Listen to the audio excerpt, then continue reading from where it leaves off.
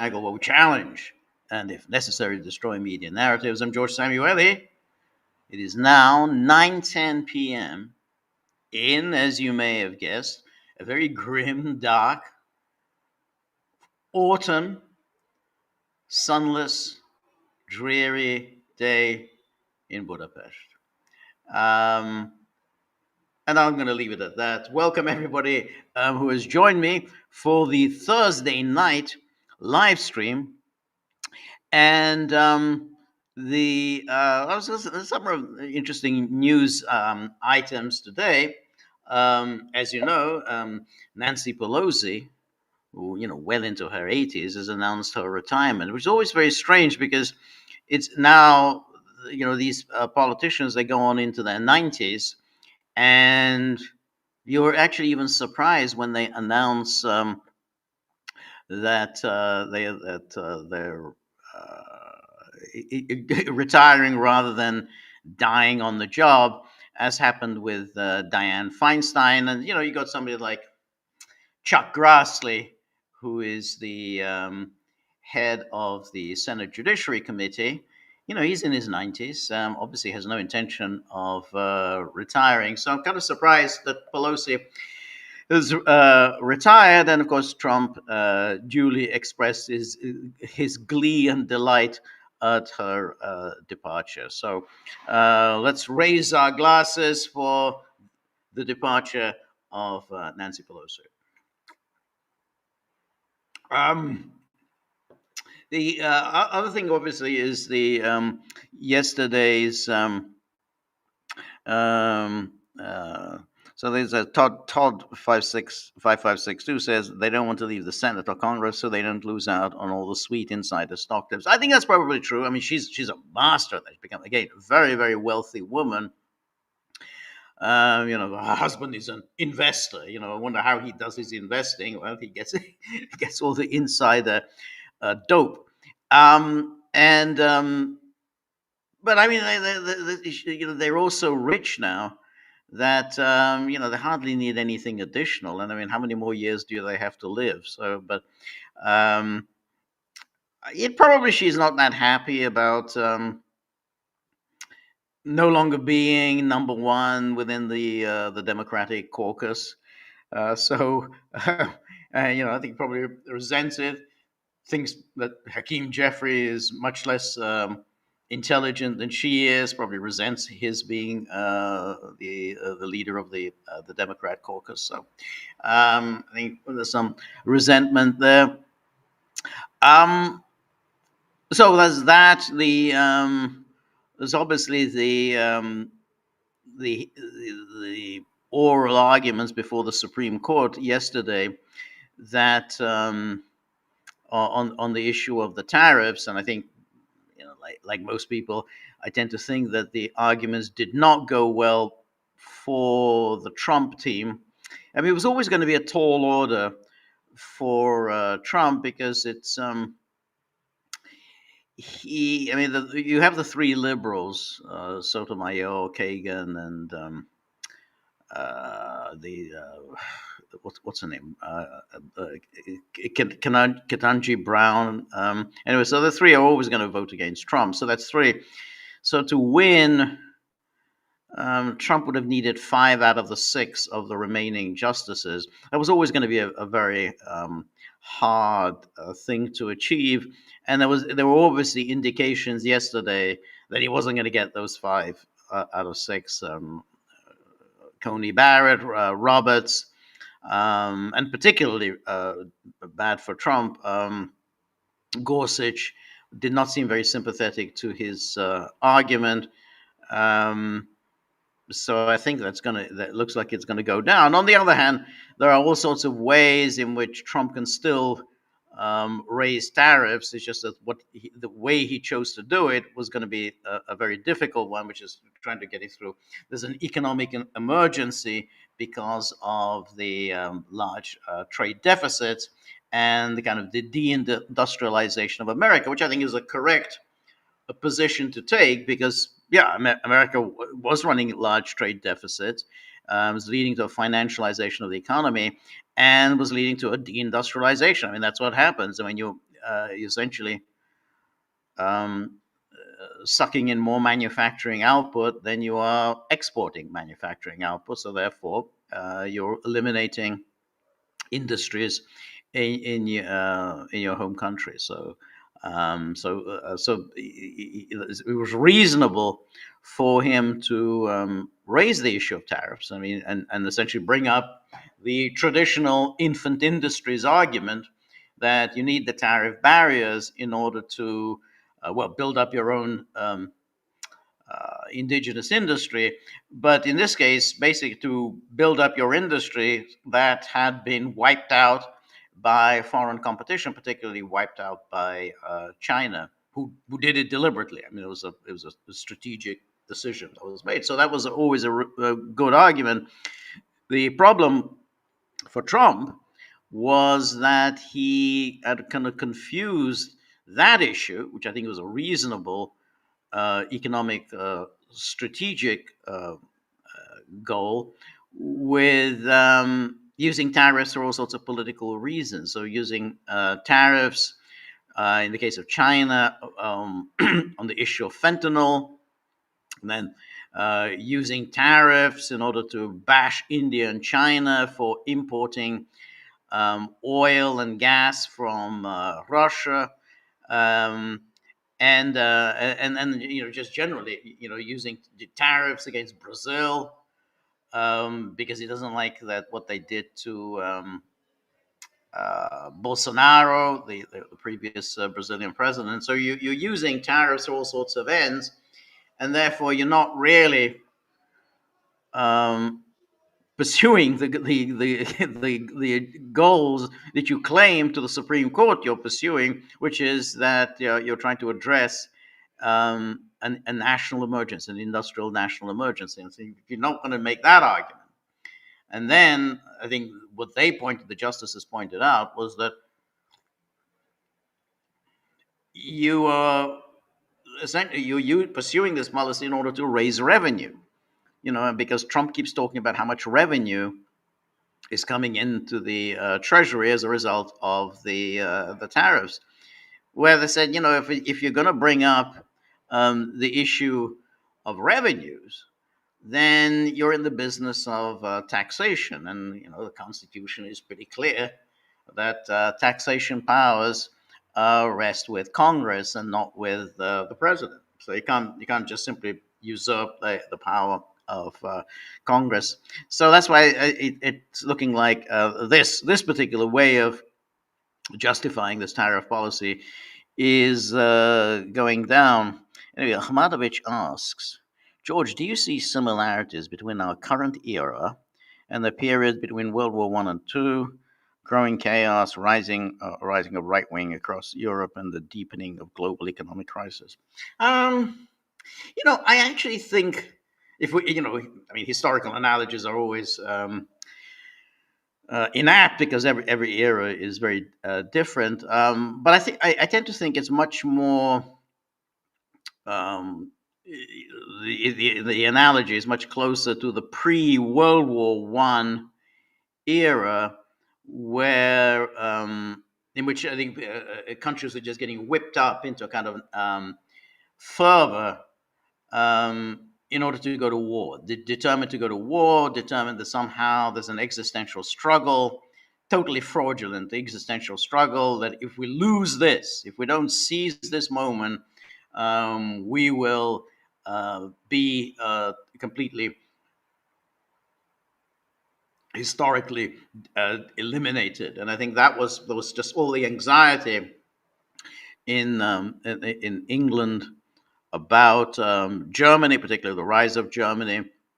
And then Germany, in turn, was very anxious about the rise of Russia and France, and the fears in Germany that basically France was now much stronger than it had been in 1870, when Prussia had kind of quite easily defeated France. But that was already more than 40 years earlier. France had grown much stronger since then.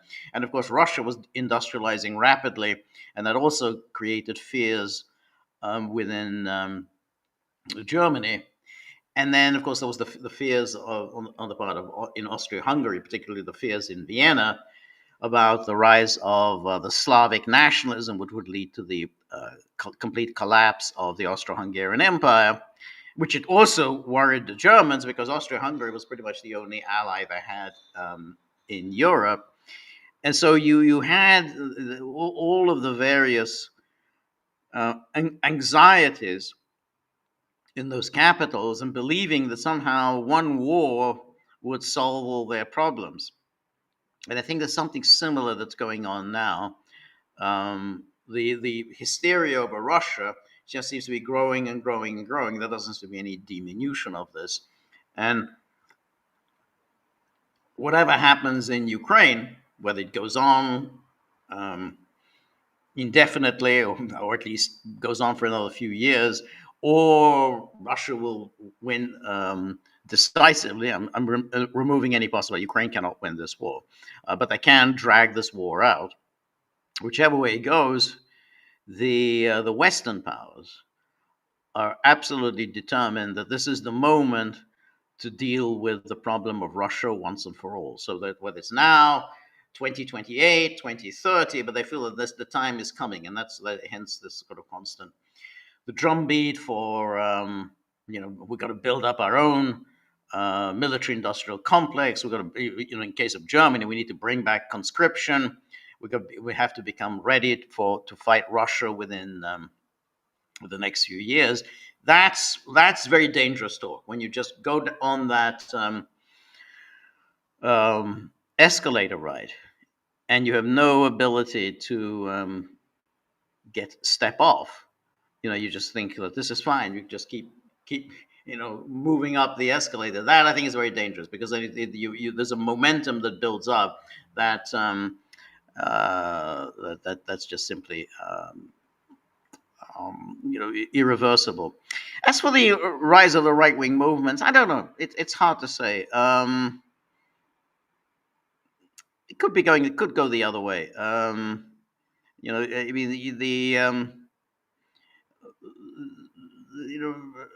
given say the victory of Mamdani in New York, the very decisive victories by the Democrats in this in the off-year election, given the election results in the Netherlands, which was a blow for Geert Wilders, you know, it's a mixed bag. It's not at all clear that the right wing movements are on the ascendant. And I think if they were, if they were on the ascendant, there are all sorts of means that the authorities have at their disposal to deal with those right wing movements. I mean, I think in Germany they always have that option of outlawing the Alternative for Deutschland party, and I have no doubt that if the Alternative for Deutschland really became a serious political force, one that it was no longer possible to keep out of power, they would absolutely outlaw it. They just say, "Hey, this is Nazi Hitler. We Germans have a special responsibility. We have our historical traumas that we have to deal with, which therefore we have to outlaw the Alternative for Deutschland." So it's not immediately clear to me about the right wing party. Also, the right wing parties today are not belligerent in the way that they were in the interwar years. In the interwar years, the right wing parties were seeking to shake up the status quo and to rectify historic wrongs committed against them. And let's say in Hungary, which had been clobbered by the Treaty of Trianon of 1920, it lost 2/3 of its territory. You obviously had Germany, which wanted to avenge the wrongs of Versailles. You had Italy, which felt very shortchanged by what happened in World War One, that they were robbed of their winnings, all the promises that had been made to Italy. So they were already on a kind of a war path. The right wing parties. Today's right wing parties are a little different. I mean, they're actually the ones who are anti-war. If you look at who's anti-war today, it's more or less the parties of the right. So, the Alternative for Deutschland, the Marie Le Pen, they're the ones who want to avoid war. They're not, and they're attacked for that. They're always attacked as Putin's agents. They're working for Putin. They're repeating Putin's talking points. So Viktor Orban again, he's Putin's best friend. He's repeating, Russian talking points. So it's a very different kind of right wing from the one that in the interwar years. They were itching for war. This right wing today is actually against war. Um, so I wanted to talk a little bit about a subject we touched on, but didn't go into any great length on Tuesday, and that was the Tucker Carlson issue. Somebody asked me then, what did I think of the Tucker Carlson Nick Fuentes interview? And as I said, I don't think that highly of Nick Fuentes. I never have. I agree. Yes, he's obviously talented podcaster. He's very young. And there's no question that for somebody who's young, he does that a podcast very well.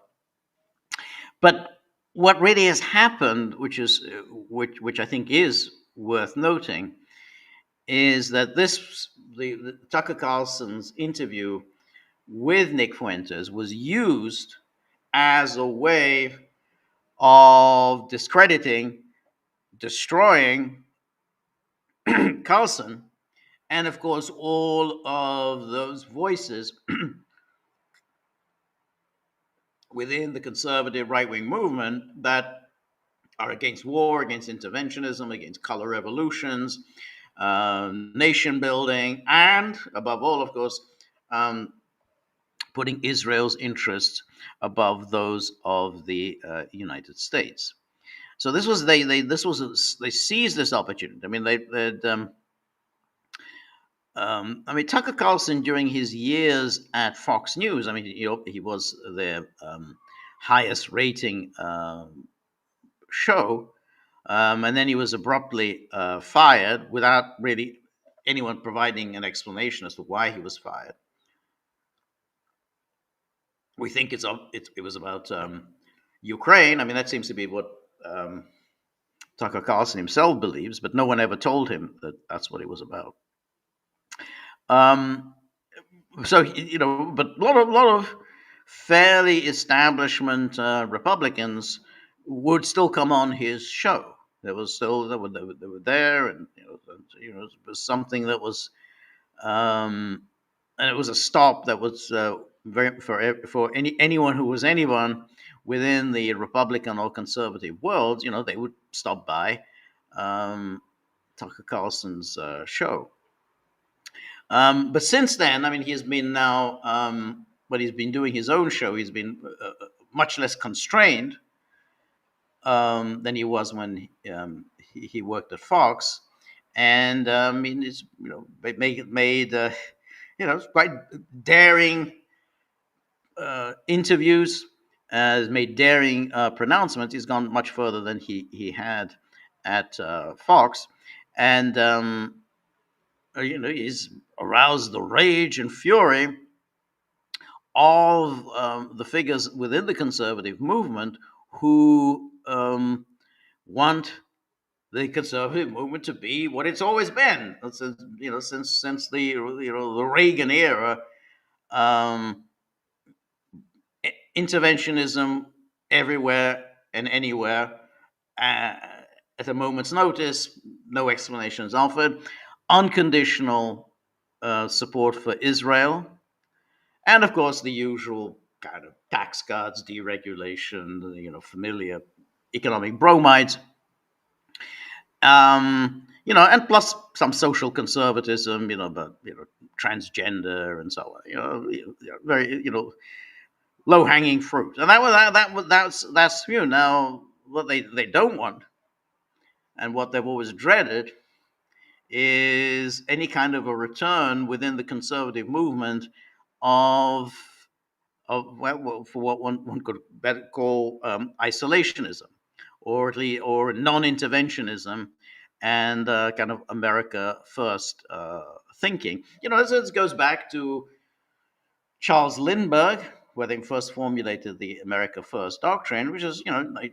no fan of Hitler. He was a fan of Hitler. He just didn't think that the fights in Europe had anything to do with the United States. There was no reason for the United States to get involved in essentially intramural disputes in Europe. That's what America First meant.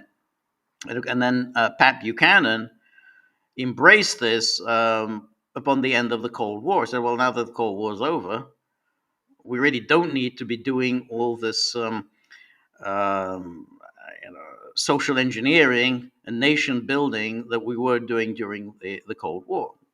Um, and he got absolutely furiously denounced by the conservative movement.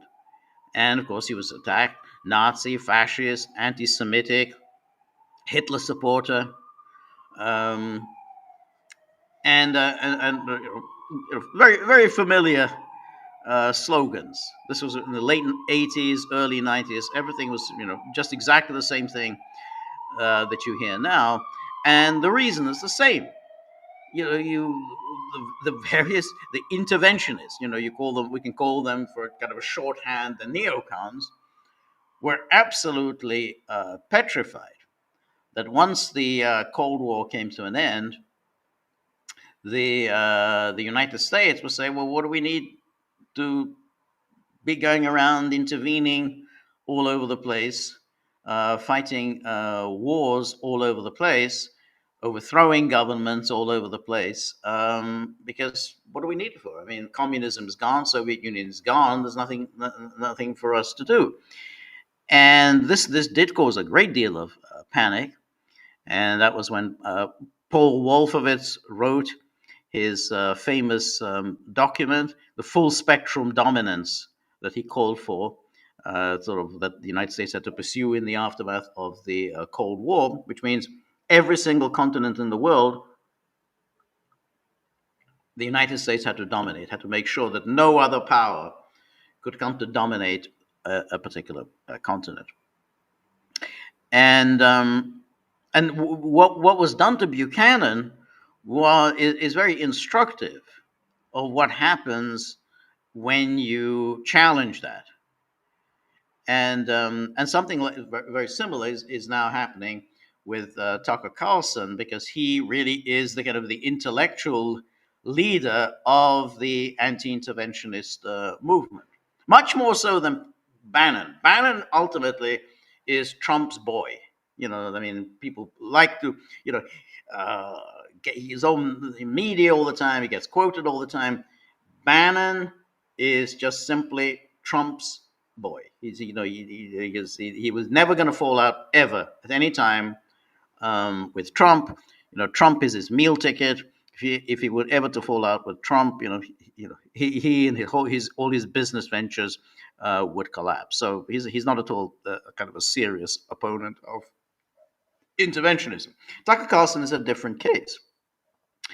And so the various Israel firsters, the neocons, but they basically you can call them Israel firsters, have been very concerned about the rise of Tucker Carlson. Now, it's always very important to realize that the Israel firsters support interventionism, not because they give a damn about Maduro or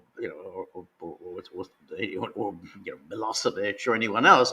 They see that only when the United States is continually intervening in every part of the world and toppling regimes, only when the United States is animated by this need to dominate, can Israel be sure of getting this wholehearted, unconditional U.S. support.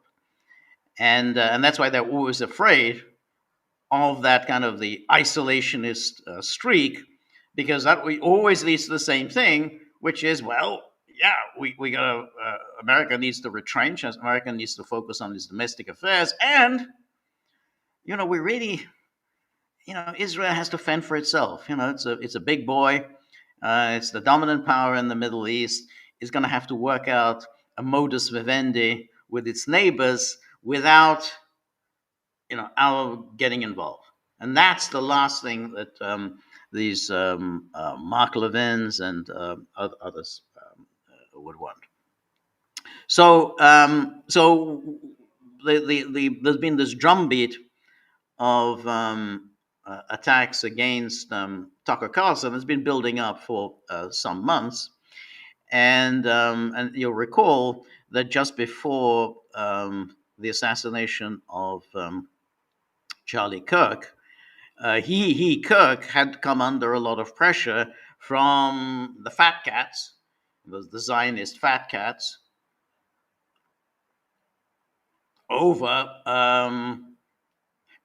inviting Tucker Carlson to be a featured speaker at those Turning Points USA events.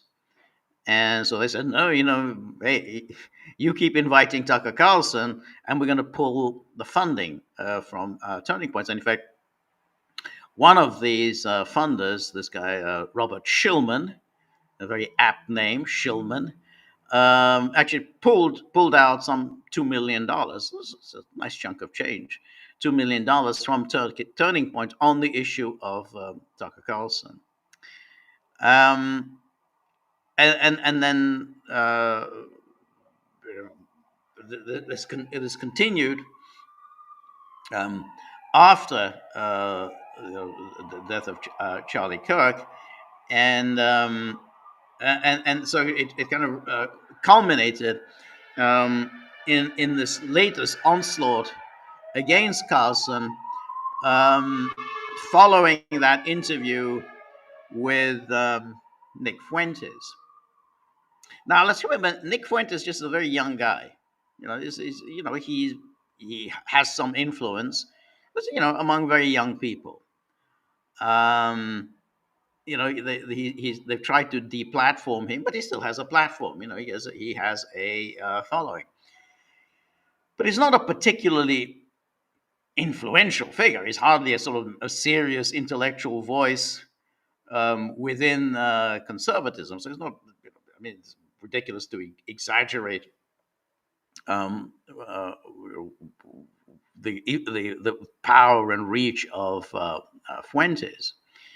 And Glenn Greenwald had interviewed Fuentes a few weeks ago. That came and went, passed by. No one really noticed it. No one really made an issue out of it.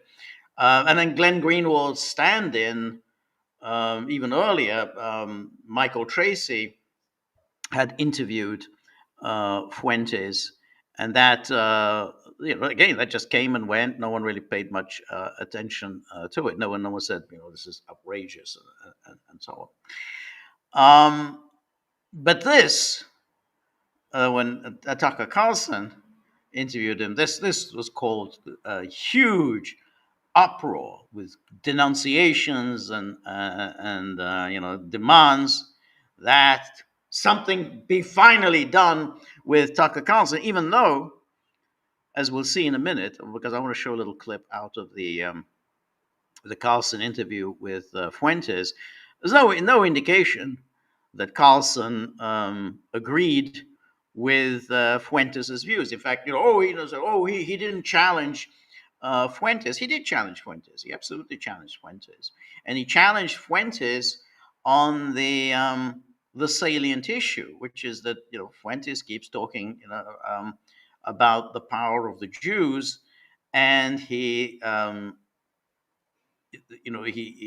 says that is the reason for the support for Israel, the sort of the dominance of Israel in our public life, but that obviously is untrue.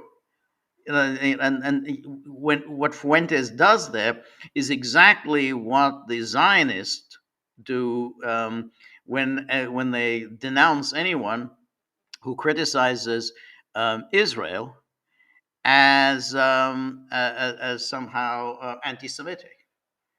And so, well, no, but because somehow, well, if you're criticizing Israel, then of course you're attacking the Jews. So Fuentes essentially is doing the same thing. And it's fairly obvious that and this is true about almost any issue. Yeah, you've got a lot of Jews on one side, but you're also going to get a lot of Jews on the other side. And so in the case of Israel, yeah, no question, there's a lot of Jews who have a strong emotional attachment to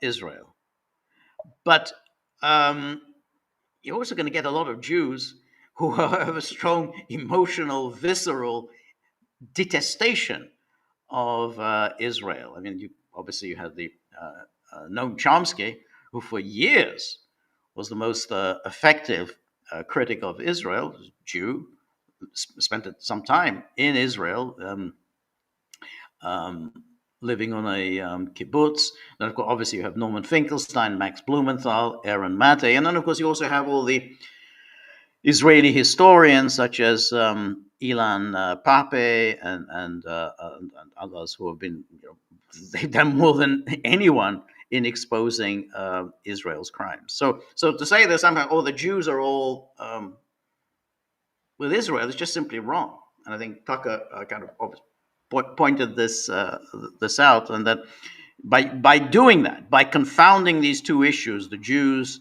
and Israel, you're not serving anyone's serving something good for anyone, because you're undermining your own cause. Because now when you say that, people are going to point out, yeah, he doesn't like Israel, he's against Israel because he's anti-Semitic, he doesn't like the Jews. And Fuentes says, yeah, you're right. Well, that's it. You've just you basically undermined your case, and that's why I have for long suspected that Fuentes is, a deep state operative. He's put up to it by the feds. I don't have any evidence for it, and I think Tucker also seemed to be suspicious about who Fuentes is.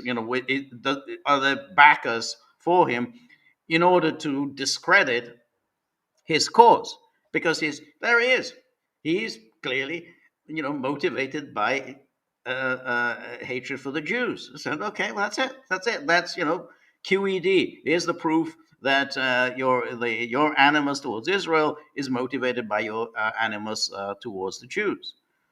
And that's why I've been very suspicious of Fuentes, and I think that came out in the Tucker interview. But first of all, let's take a look at the attacks that have been launched against Tucker. So let's first of all look at this horrible man, Randy Fine. Randy Fine was recently elected to Congress. He either it was either I'm not sure whose which congressional district. Remember we had that the guy who from Florida who was the Mike Waltz. I think maybe he was from Mike. He was he took over Mike Waltz's seat, and but he did so poorly in the election that followed Mike Waltz's departure that he almost lost, because he was so transparently an agent of Israel's that Floridians. We can't vote for him. The guy's obviously is a much better fit in the Israeli Knesset.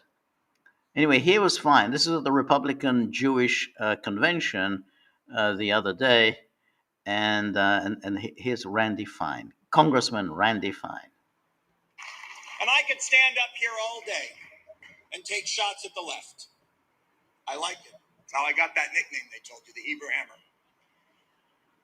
But I'm here for the kids down here, because it's easy to talk about anti-Semitism on the left.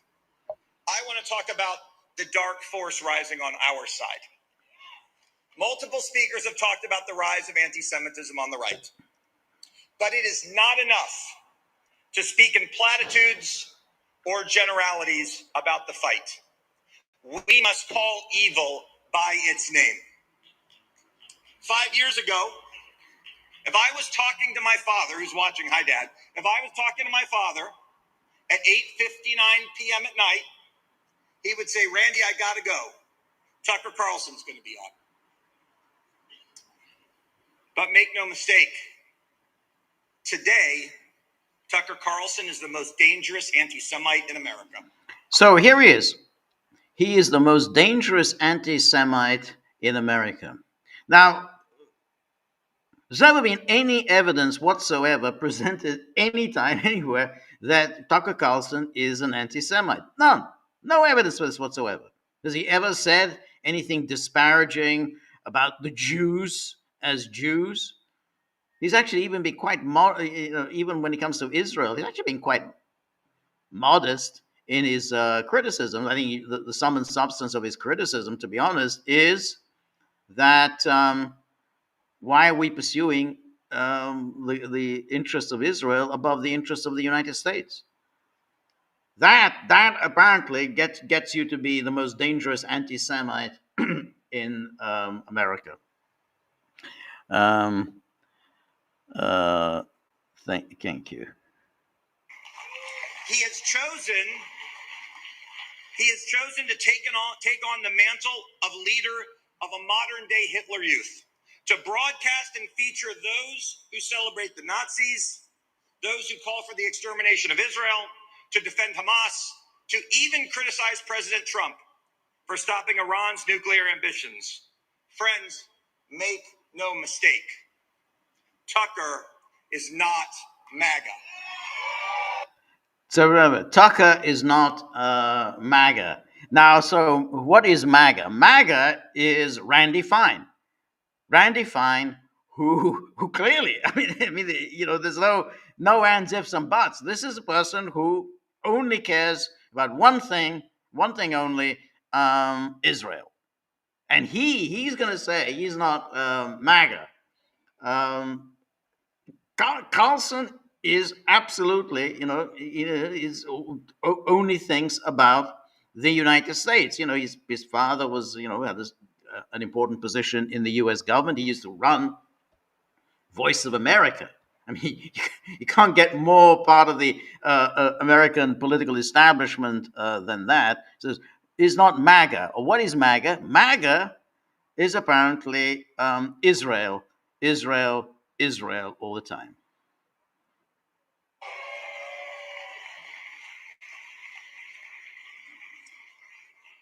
Tucker's fall from grace has been one of the most extraordinary implosions in political history. And the rapidity of it has created real challenges for us all. Because our friends don't have our shared experience. I even deal with this with my colleagues in the House. See, they remember the Tucker of 5 years ago. They don't live with anti-Semitism every day. They don't think about it the way that we do.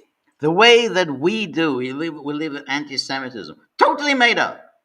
What anti-Semitism does he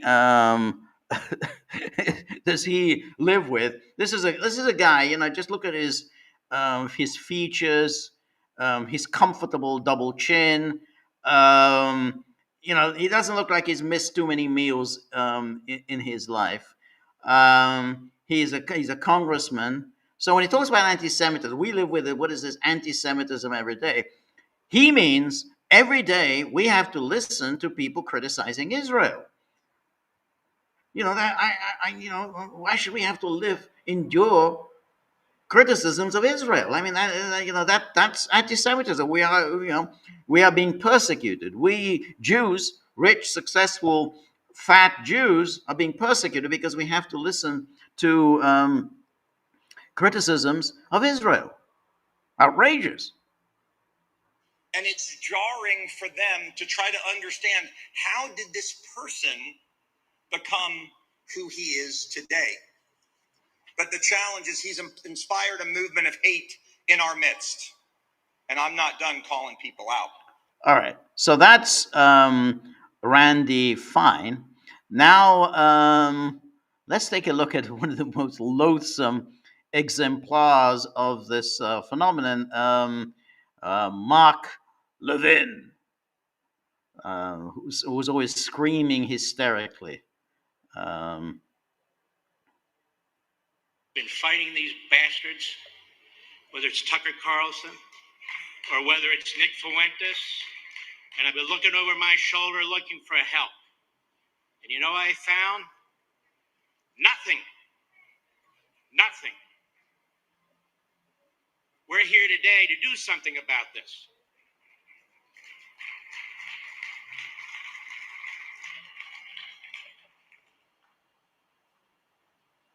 Now, first of all, my wife, my mother-in-law, my dear friend, Ron, Rhoda, all of you, Norm. I can't see, the lights are in my eyes. Anyway, what do you mean we don't cancel people? We canceled David Duke. Donald Trump canceled David Duke. We canceled Pat Buchanan. we canceled Pat Buchanan. Notice what he's just said here. We canceled Pat Buchanan. Pat Buchanan, serious author, has written many books. A speechwriter for two presidents. He ran for president 3 times. Had numerous TV shows. It says we canceled him. We have this right to just cancel people, and because we don't like them, we don't like their views, so we just cancel them. Canceled the John Birch Society. We canceled Joseph Sobran. We canceled. Now notice what he's done here. You see, he's brought up this the John Birch Society, and then he brought up Joe Sobran. Now, those two cases, and they're very different cases, because the John Birch Society was primarily, it was a long time ago, but primarily was just anti-communist. I mean, they were just obsessed about communist conspiracy. So somebody says, George seems determined to make our ears suffer to listen to this subhuman.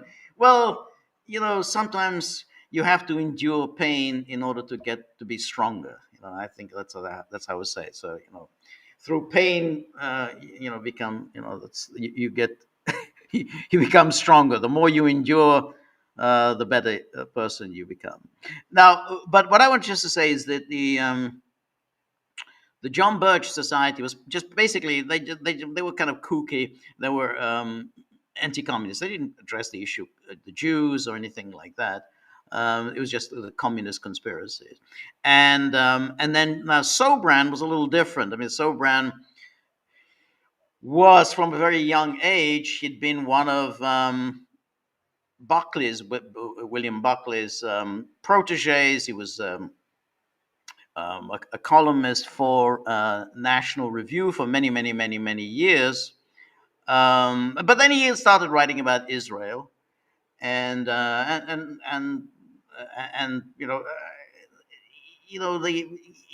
he had a thing about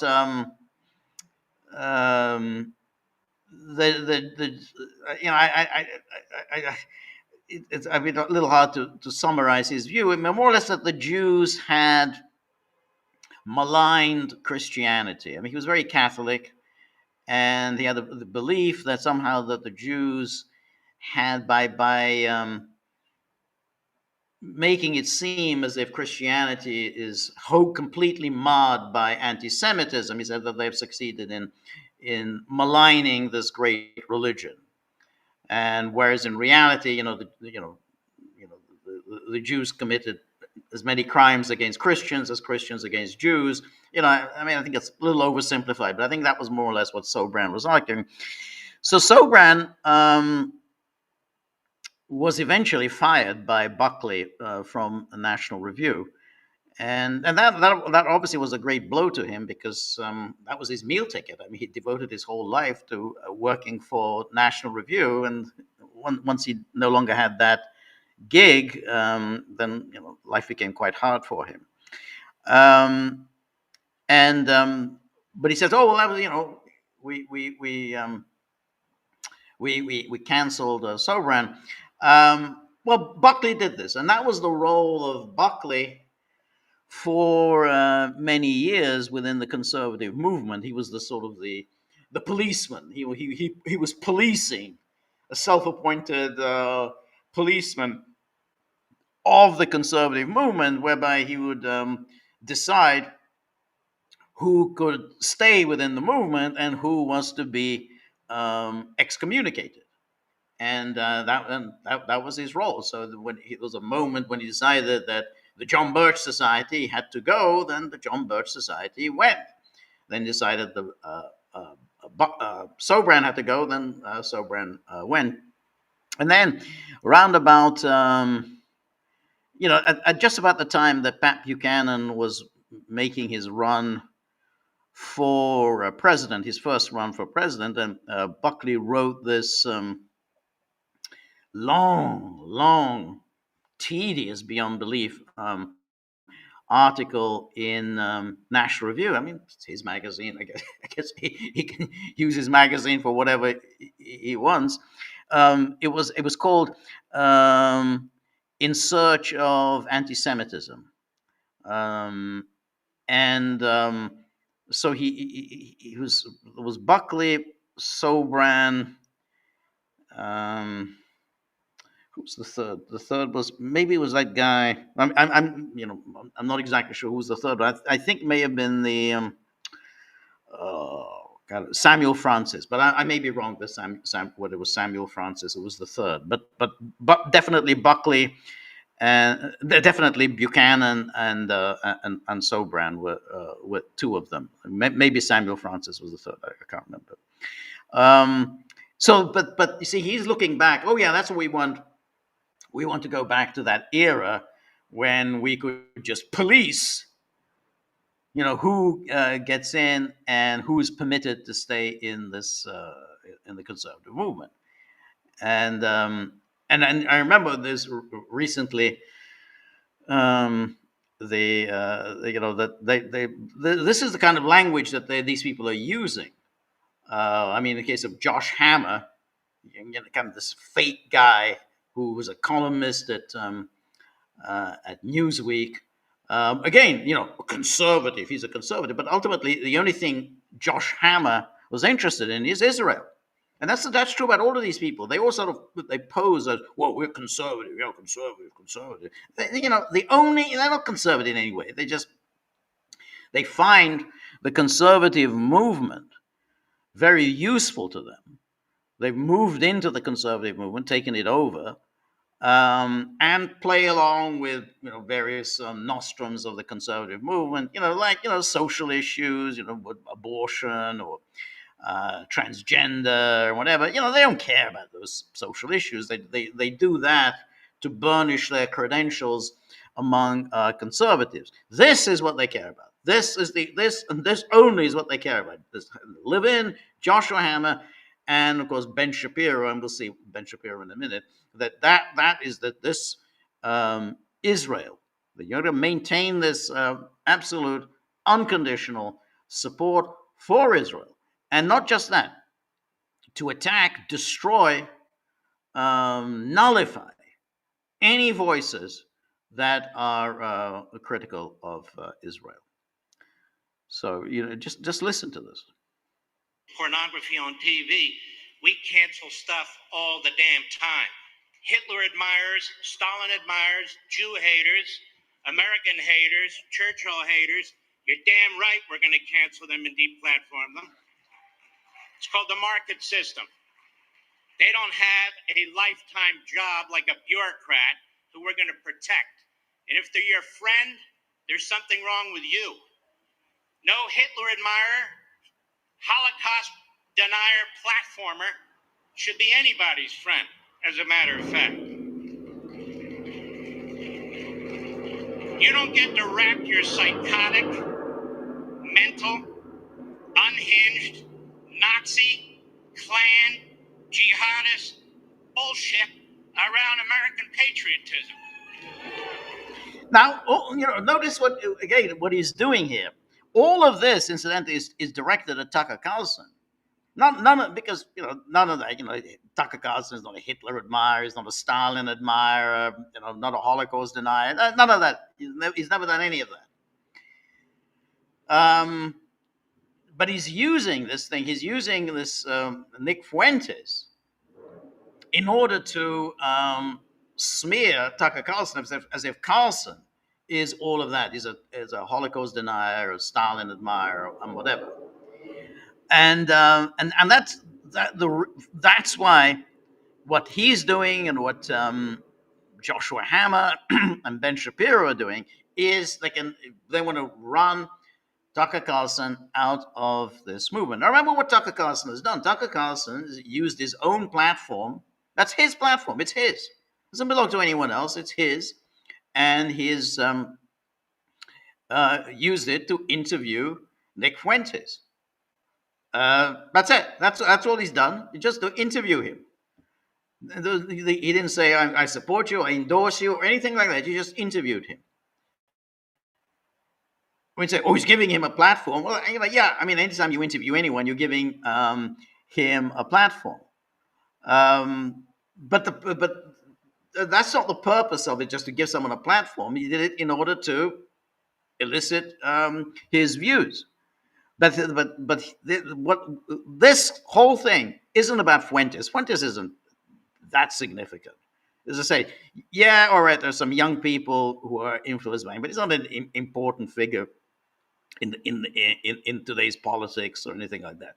The key here is to get at Carlson, because Carlson does have influence, and Carlson, as the most important element of his thinking, is against foreign interventionism and against putting Israel's interests above that of the United States. That's what's important, not what some young kid, 27 years old, is sort of ranting away into the microphone. So here then is, let's look at now Ben Shapiro.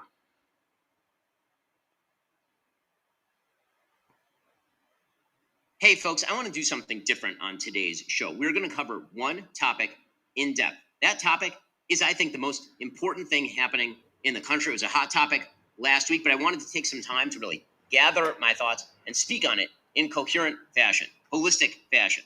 That topic is the fragmentation of the political right. That fragmentation is being caused purposefully by a splinter faction of people led by a young man named Nick Fuentes. They call themselves the Groypers. They are white supremacists. They hate women, Jews, Hindus, many types of Christians, brown people of a wide variety of backgrounds, blacks, America's foreign policy, and America's Constitution. They admire Hitler and Stalin. And that splinter faction is now being facilitated and normalized within the mainstream Republican Party. The main agent in that normalization is Tucker Carlson, who is an intellectual coward, a dishonest interlocutor, and a terrible friend. And Tucker Carlson last week was aided, abetted, celebrated for normalizing Nazism within the Republican Party by the mainstay organization of the traditional right, the Heritage Foundation. Now, before we explain what's been happening, let's make one thing clear. This is not about free speech or cancellation. It was never about free speech or cancellation. Free speech has a definition: the right to speak free of governmental coercion. I believe in it, of course. I've always defended it. Criticism of bad speech is, in fact, just a form of free speech. Cancellation also has a definition: the banning of particular people, including people like Nick Fuentes, from platforms like X or Facebook. I believe that Nick Fuentes is odious and despicable, but I've never called for his cancellation, and in fact, I've called for his restoration to those services, despite the fact that I think he's odious and despicable. It is not cancellation to draw moral lines between viewpoints. In fact, we used to call that one of the key aspects of conservatism. It is not cancellation to refuse to signal boost Hitler's supporters like Nick Fuentes. It is not cancellation to criticize Tucker Carlson for rhetorically fluffing Nick Fuentes and other anti-American crackpots. It's not cancellation if you urge others to stop promoting those who rhetorically fluff Nazi apologists. Those are all elements of free speech. All right, so you can see again, what Shapiro is. They always want to say this. Oh no, this has nothing to do with cancellation. But of course, it is all about cancellation. It's a way of canceling by discrediting someone by anti-Semitic and a supporter of Hitler's, and so on. So what I want to do now is let's just take a look at a clip from that interview with between Carlson and Fuentes. So let's take a look at that. What I do think is bad, just objectively bad and destructive, is the all Jews are guilty or all anybody is guilty of anything, because that's just like not true. And we don't believe that as Christians. I mean, my hero in life is Paul. I guess you call him Saint Paul, Saul of Tarsus, a Pharisee. Yeah. And meets Jesus and becomes this just incredible man, incredibly brave, smart, loving, like everything you want to be as a man, he was. Jew. Yeah. So like, and God did that to him. So it's like, you can't, I think that's and I don't think it's like mushy liberal bullshit, which I hate. Mm-hmm. And I hate all the language that you're describing. I get why it offends you, because it's code for, I don't really believe what I'm saying. Right. I have a PhD in the subject, so I know.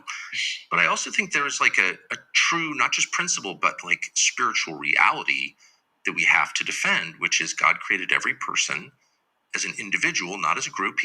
No woman gave birth to a community. Like, we hate that kind of thinking, Yes. right? Collectivist thinking like that. That's identity politics. That's what Dave Rubin engages in. That's why Dave is like just a child. Like, you don't pay any attention to Dave because he's like shallow.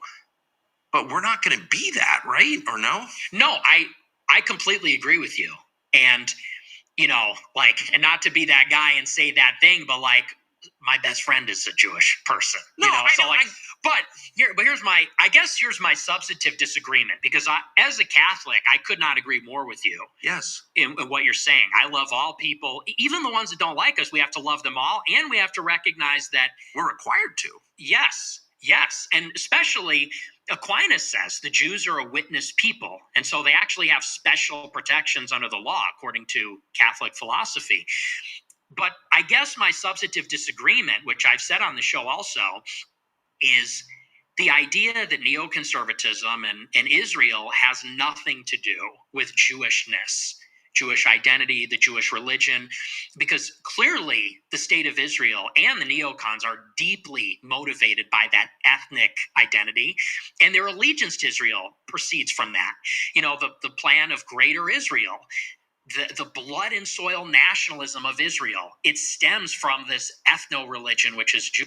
But you see, he's not answering Tucker Carlson's point, because that's without question true about some, maybe overwhelming majority of Israeli Jews, and obviously it's also true of a number of Jews living in the United States, living in Europe. But he doesn't speak for all Jews, and there are obviously Jews, Israeli Jews, who are against this whole ethno supremacist state. They're against the creation of a greater Israel. So this is the problem. I think this is what Carlson said to him, was that you're just making these sweeping statements about the Jews, and which just simply isn't true. Even if you say, well, this is the majority, even to say this is the majority of Jews, and I don't think that's true. But if you say, oh, this is the viewpoint of the majority of Jews, you still can't say this about the Jews, because you're going to get Jewish voices that argue the opposite. I talked just a moment ago that well, how then do you explain Noam Chomsky or Finkelstein or Max Blumenthal and so on. So he's just saying, oh well, this is ethno-national state and the neoconservatives. But then I think here Carlson says, well, all right, the biggest supporters of Israel, the biggest advocates, champions, the people who push the Israeli cause most relentlessly are the Christian Zionists. They're not Jews; they are Christian Zionists. Therefore,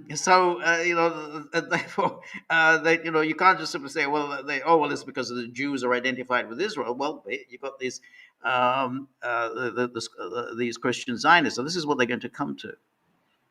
Judaism. Well, this is, just BLM, the new version. This is identity politics. They're engaging in identity politics. I mean, that's just so obvious to me. But the problem in your response, I get what you're saying, but the problem in your response is it does not apply to every individual. No, and I would never say that. Okay. Well, I just think it's important to say that, not to kind of like dodge the accusations against you. My best friends are Jewish. Like, okay, I agree. Embarrassing, even though it's probably true. And it's true in my case, actually. But whatever. But because just that principle that we're all judged as individuals by what we do, that our faith, the decisions that we make, the way we live our lives, and God will judge every one of us in that way. And that's how we're supposed to judge. Like, is that, I think that's true. Yeah, and I totally agree. But I guess the disagreement is you say identity politics like it's a bad thing. I think identity is reality. Identity is reality. Absolutely. You just can't have a country of 350 million this diverse where it's just like warring ethnicities, because then it's Rwanda soon. And, the people with the most force just kill the others. So, like, you can't have that here. Right? Yeah. But I would say specifically as it pertains to, you, I think, have said it's the neocons. And I think that neoconservatism, where does it arise from? It arises from Jewish leftists who were mugged by reality when they saw the surprise attack in the Yom Kippur War. Yeah, well, that's a lot of it for sure. But then, like, how do you explain Mike Huckabee, Ted Cruz, and there are a lot like that, John Bolton. I mean, I've known them all. George W. Bush, like Karl Rove. I mean, all people I know personally who I've seen like be seized by this brain virus, and they're not Jewish. Most of them are self-described Christians, and then the Christian Zionists who are, well, Christian Zionists. Like, what is that? Right. And I could just say for myself, I dislike them more than anybody. Because like, what? Because it's Christian heresy, and I'm offended by that as a Christian. That's why. So I don't why not? Like, I'm pissed at the neocons, very pissed. I've said that a million times. I've been mad since December of 2003 when I went to Iraq.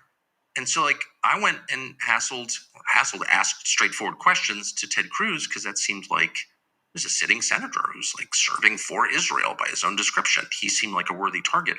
I'm not going after MTG, who's like the most sincere why not go after Ted Cruz? I don't understand. Well, See, again, what he's saying here, Tucker speaks in a very polite, friendly way, but he's saying, well, why are you attacking Marjorie Taylor Greene, which is what he does. He attacks Marjorie Taylor Greene. So he said, well, what has she done?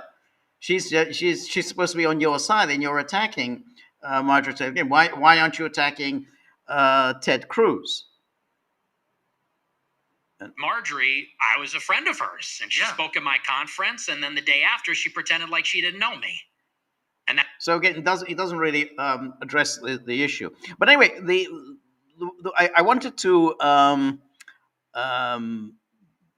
show this before I got onto what really then happened, which was that the Heritage Foundation. This is Kevin Roberts, who is the head of the Heritage Foundation, who's a friend of Tucker Carlson. He recorded a short video on X in which he says, well, I'm not going to cancel Tucker Carlson. We want free debate, that, we may not agree on everything, but, we're not in the business of cancellation. And, not going to get into into this business of attacking people who are on our side. Now, there was a real onslaught against Kevin Roberts within the Heritage Foundation, but of course not just within Heritage, but also outside of it, from the usual suspects. And as was always to be expected, Kevin Roberts caved. Absolutely unambiguously, unconditionally, he caved to the pressure. and he recorded another. Well, he spoke at this Heritage Foundation, I don't know, workshop or town hall or whatever, addressing the employees at Heritage. I mean, Heritage is, it's a big, powerful, conservative organization. It's been around since 1972, and obviously very influential with every administration, and well, every Republican administration. So in fact, it does this thing. It's called, I don't know. They always bring it out for every time a new Republican administration comes to power. I think it's called Mandate for Leadership or something like that. Big, thick tome, and then they recommend all kinds of names of people who should be appointed to people within the to positions within the administration. But anyway, so now there was an uproar within the conservative movement over Kevin Roberts' apparent defense, not of Nick Fuentes. Roberts never said anything positive about Nick Fuentes, but of Kevin Roberts' defense of Tucker Carlson. Um, um, uh, well, somebody says, why did George say he wasn't answering the question? He said she snubbed him. Not answering the question because the issue is, the philosophically. I mean, if we're not talking about, any personal grievances. You don't like this person because he, snubbed you or ignored you, whatever. That's not what Tucker Carlson was getting at. You're attacking somebody for, on intellectual philosophic grounds. That's what so that's why he said, well, why are you attacking her? Because you're on the same side. You should be on the same side. And say, oh well, she snubbed me. Well, who cares? I mean, what do somebody snubs you, and somebody didn't offer to buy you a drink. I mean, this is childish stuff. That's why I said like he didn't really address the issue. But anyway, let's take a look at what Kevin Roberts said at this Heritage Foundation town hall. And no, it's not it. Okay. I think is this it?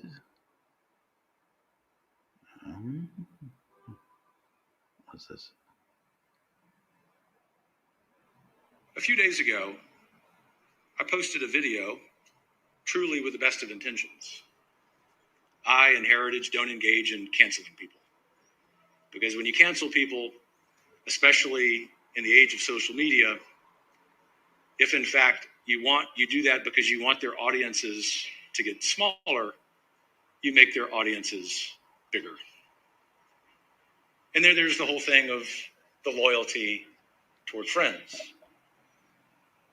And speaking as a pretty proud Generation Xer, my motivation, having seen over the last 25 years, basically the entirety of my professional career, that men and women of all ages, but especially in my generation, have been canceled from every industry. My motivation was to draw a line in the sand and say, let's stop that. You have a problem with the content, you have a problem with the issues, you have a problem with the ideas, by all means, go debate them. But I have to tell you, to the students, that this old history professor made a mistake. And I'm not saying that. Now, this is when you know that somebody is on the way out. When you say, "Oh well, I made a mistake," then people smell blood in the water, and you're not going to just walk away with it. I mean, I think one should have learned that from Trump. No matter how many times people have attacked Trump for saying this or that, or all the way back to his attempt to ban Muslims, or when he tested about John McCain, he said John McCain is no hero, because he was captured. Every time he's never backed down. He never apologizes. He never says, "Oh, I made a mistake." When you say that, "I made a mistake," boy, this guy is not going to be holding that job for much longer. Your professors at Hillsdale make mistakes. But sometimes you can make a mistake and with the best of intentions. And my mistake was not saying we aren't going to participate in cancel culture. We're not. My mistake was letting that, which we will never backtrack from, override the central motivation that I had in doing that.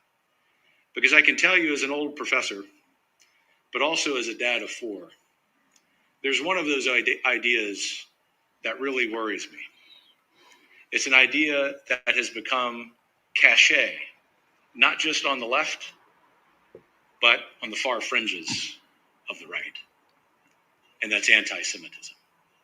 And so let me say loud and clear, the Heritage Foundation, which has always not only stood against anti-Semitism, and I, if you know anything about my career, have done the same, we will never, ever, ever stop fighting against anti-Semitism in all its forms.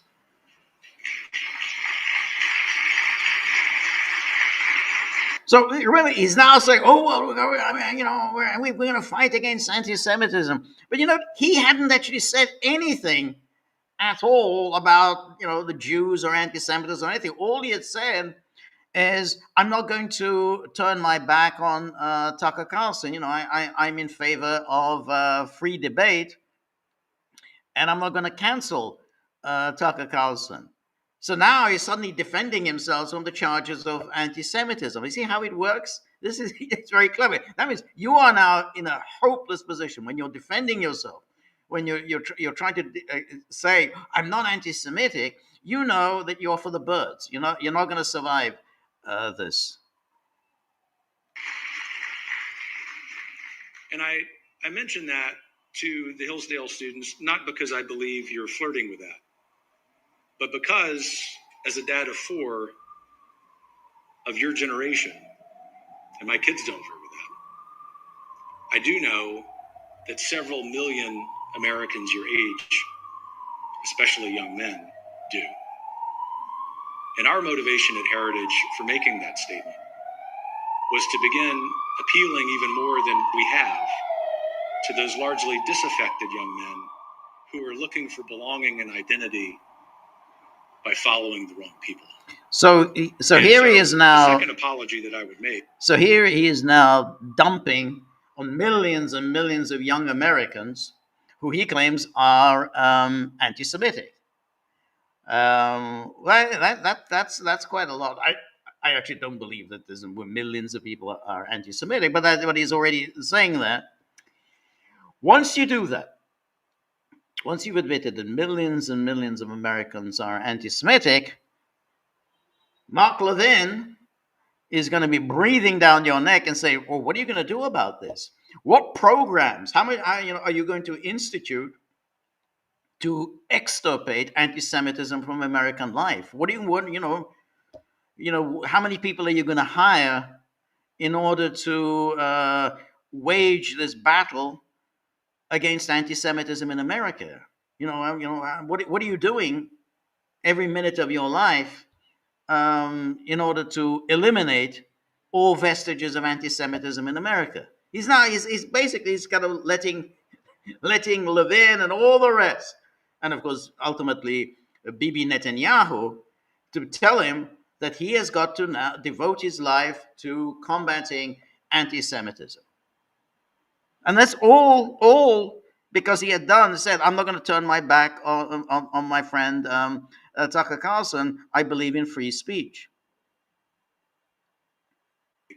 Is especially to any friends, particularly Jewish friends, who, thank goodness because of their magnanimity, understand what Heritage and I are trying to say, that even though you appreciate the motivation and the intention and you trust us, we know that now is a particularly scary time to be Jewish. It is a time... Now is a particularly scary time to be Jewish. Why? Why is it particularly scary? When the rise of anti-Semitism on the left, which is far more widespread and profound than it is on the right, at the same time happening on the right, means that it's very difficult. Acknowledging that in my world, which is the world of communication, that the first principle of communication is if anyone doesn't understand what you were saying, then you didn't say it the right way. I am grateful to be able to explain that here at this institution. Because this institution, Hillsdale College, What a pathetic, abject performance by this person. Oh, I didn't say it in the right way. It's all on me. I'm really sorry for this. I posted this message a few days ago, and then he, not content with with this um, abject mea culpa, um, he then sent out a lengthy tweet, and let's take a look at this tweet that he sent out.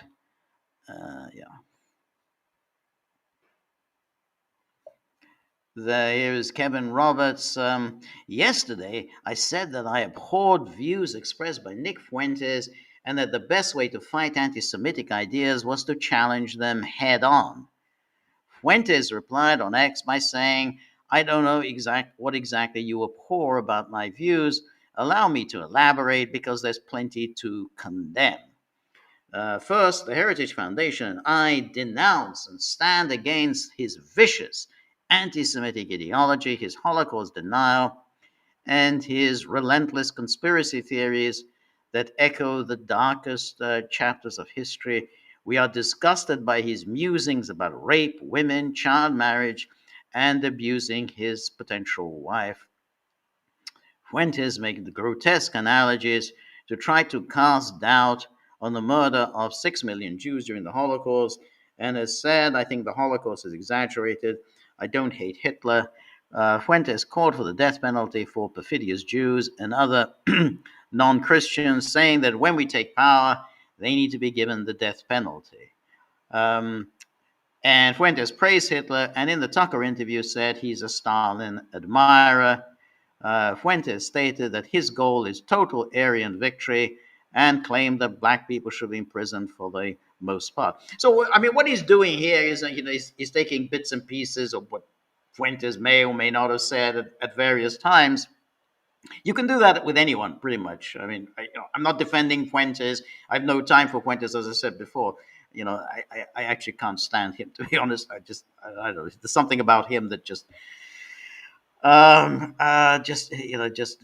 give me the creeps. But nonetheless, it's fine. Let's listen to him. But remember, he's still a very young man. I mean, Kevin Roberts is head of this huge, powerful, influential organization, the Heritage Foundation, which, as I say, has been around for more than 50 years, and he's going to all this trouble to attack Fuentes. But all of this was really,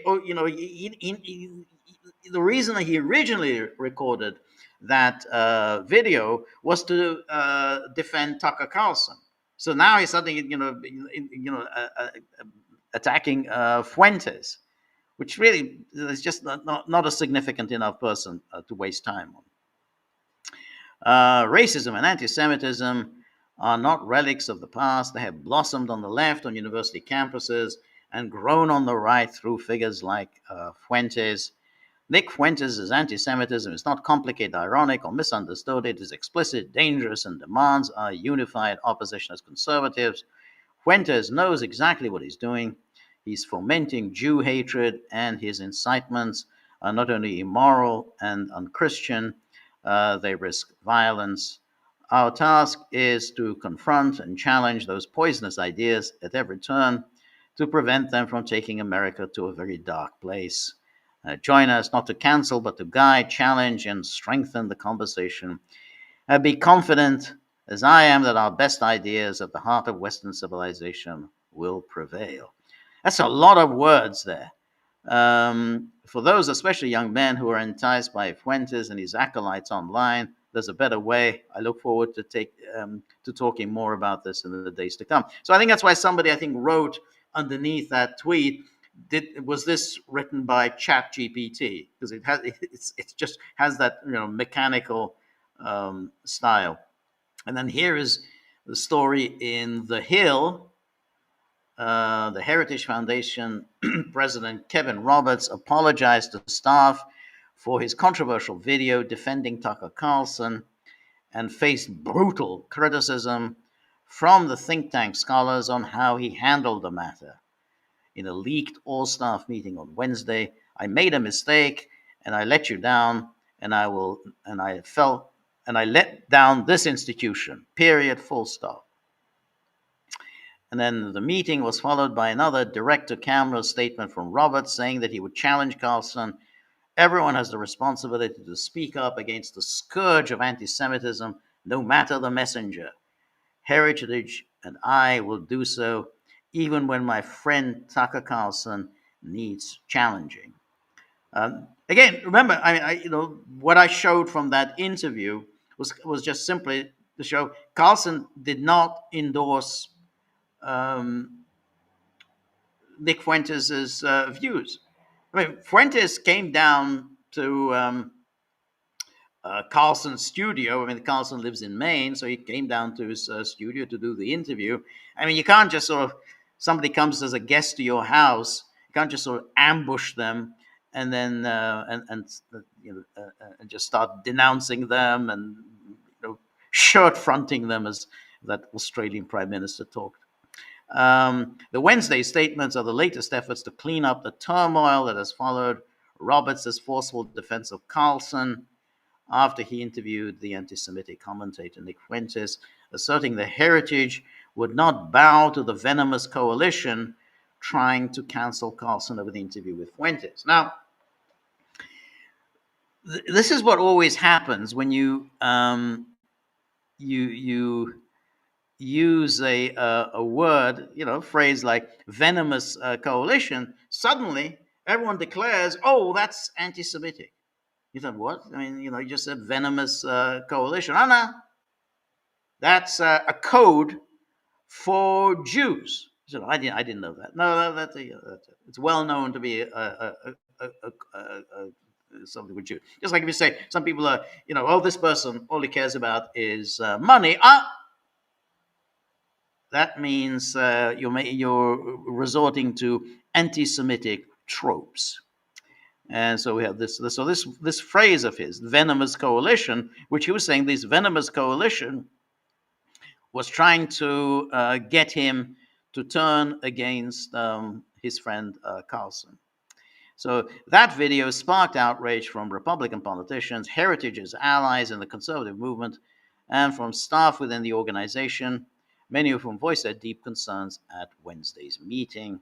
And then explaining how the video came to be, Roberts said that there were vectors coming into Heritage. Oh, vectors. I like that phrase, vectors. Coming into Heritage. I wonder what a vector is. Coming into Heritage in the wake of Carlson's interview with Fuentes, calling on the think tank, which has hosted Carlson and sponsored his podcast, to distance itself from the Fox News commentator. I don't know much about this Fuentes guy, still don't, which underscores the mistake.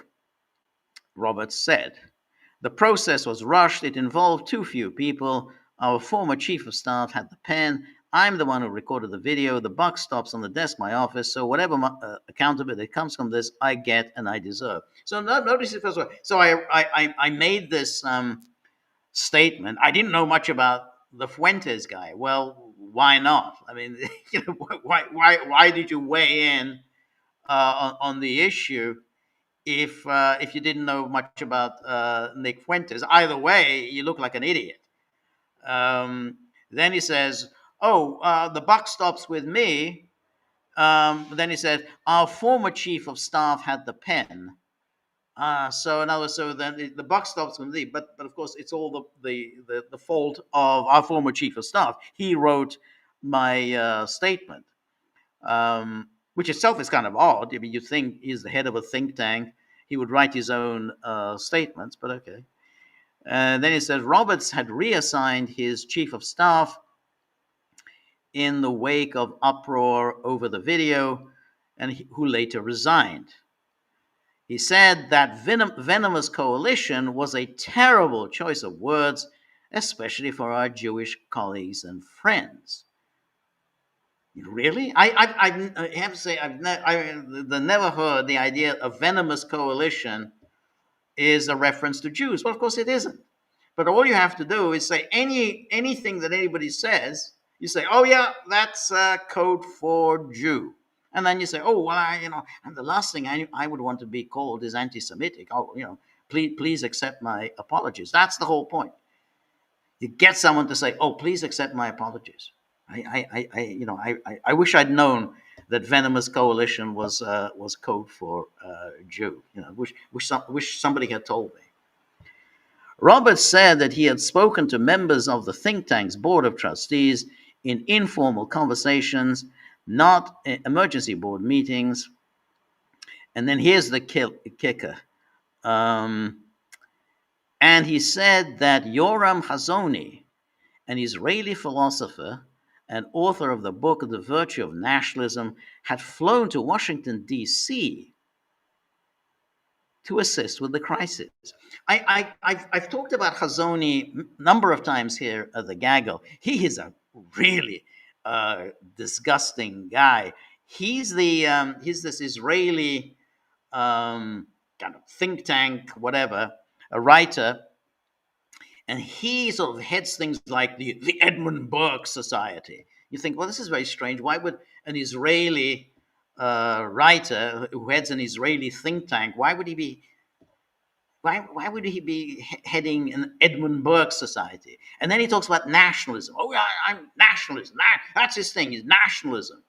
And then he sort of created this movement of national conservatism. So the all conservatives say, "Yeah, I want to go to this. Yeah, I'm a national conservative. Yeah. That's it. And that's Trumpian, isn't it? That sounds like Trump. National conservatives. Yeah. And then everybody joins in this. Nigel Farage. Oh yeah, national conservatism. Yeah, I'm in. Geert Wilders. Yeah, national conservatism. Yeah, that's me. Viktor Orban. Yeah, national conservatism. So they have these conferences. And they think that these organized by Hazony, who, well, he's the head of the Edmund Burke Foundation or the Edmund Burke Society. I think he does both. Well, that's good. Edmund Burke is supposed to be the founder of modern conservatism, so that sounds very good. Well, he's the Edmund Burke Society.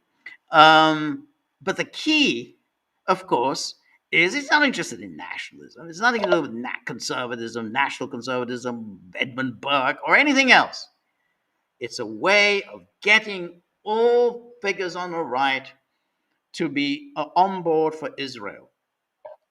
So this is the plan, and mysteriously, he always has money at his disposal. I mean, these conferences that he organizes, there was one in Brussels. You remember there was in Brussels like about a year or so ago.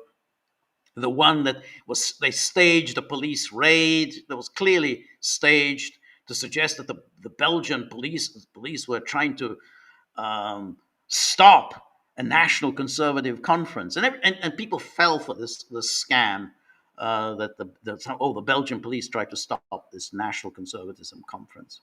So he does this, and it's total absolute fraud. This whole national conservatism movement. But you notice here he is, this heritage hunter, Kevin Roberts, and said, "Oh well, yeah, Hazony is coming to rescue the situation." Oh, wow! Thank God. Now we're saying I mean, imagine doing that, calling in some guy from Israel, and say, "Hey, can you save the day?" But I thought this was national conservatism. Why would you be calling somebody from Israel to save your bacon? And particularly somebody who's in the whole business of national conservatism. Isn't that? I mean, he's an Israeli. You're an American. I mean, what's this got to do with national conservatism?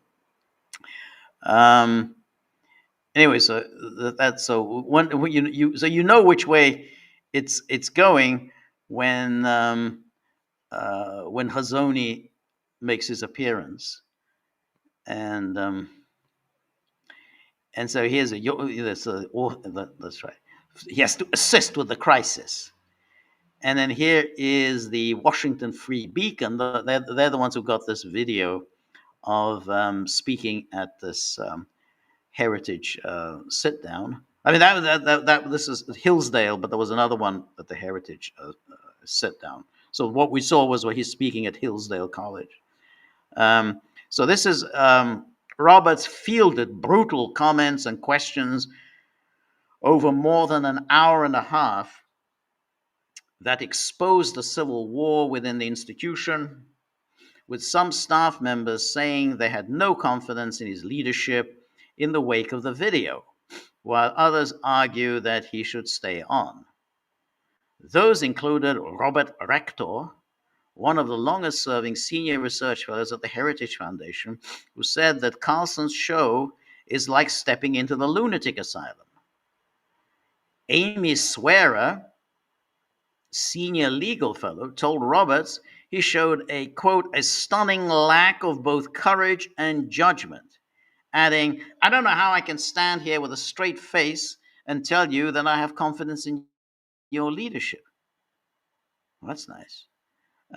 Senior research fellow Rachel Gressler voiced concerns about the organization's policy positions are increasingly being decided in the closed door meetings among a few elite people, often in utter disregard to the policy experts themselves and to decades of long-standing heritage position.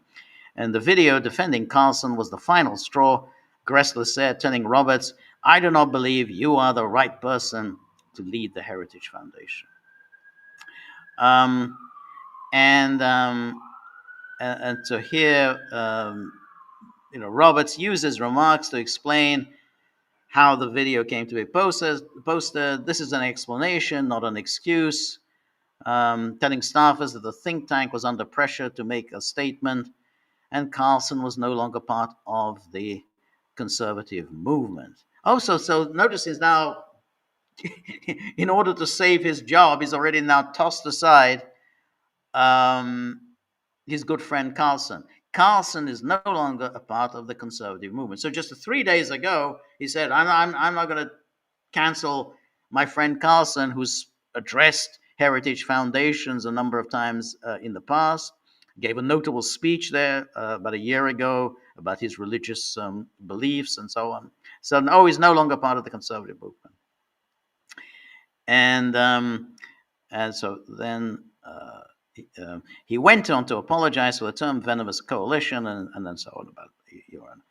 And then I wanted to just show you that obviously Washington Post has seized on this heritage staff in open revolt over leaders' defense of Tucker Carlson. And so they just explain everything here. But a staff meeting Wednesday, Roberts' latest attempt to quell a week of resignations and condemnations over his defense of Carlson was marked with calls for him to resign and squabbles over whether Christian employees would be forced to participate in Jewish rituals. And then at least 5 members of Heritage's anti-Semitism task force. Imagine, I didn't realize that Heritage had an anti-Semitism task force, have now resigned in protest, and distinguished fellow Chris DeMuth left the organization. Chris DeMuth, if anyone knows, he's at head of AEI. He was head of the American Enterprise Institute for many, many years. Significantly, he was head of the American Enterprise Institute in the lead up to the invasion of Iraq.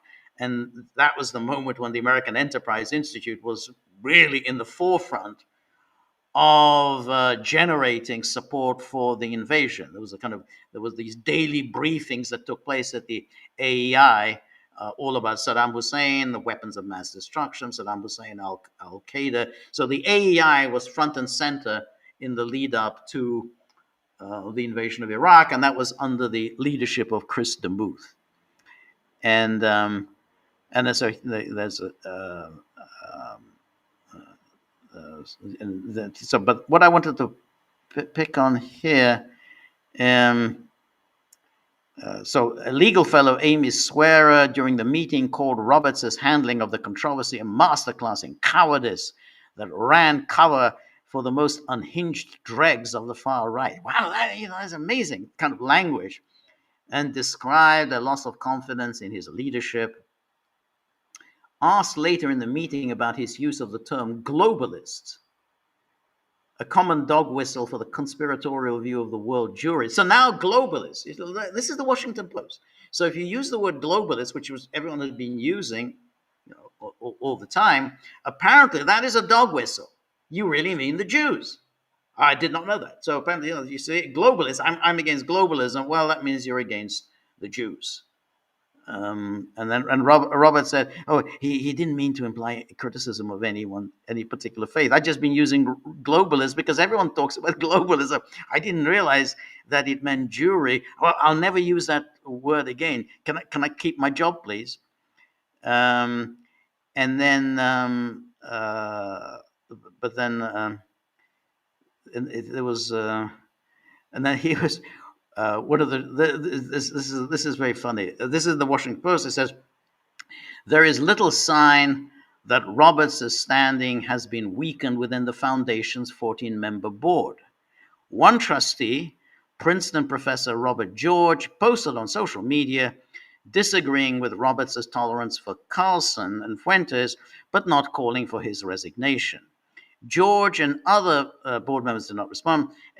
But George wrote, the white supremacists, the anti-Semites, the eugenicists, the bigots must not be welcomed into our movement or treated as normal or acceptable.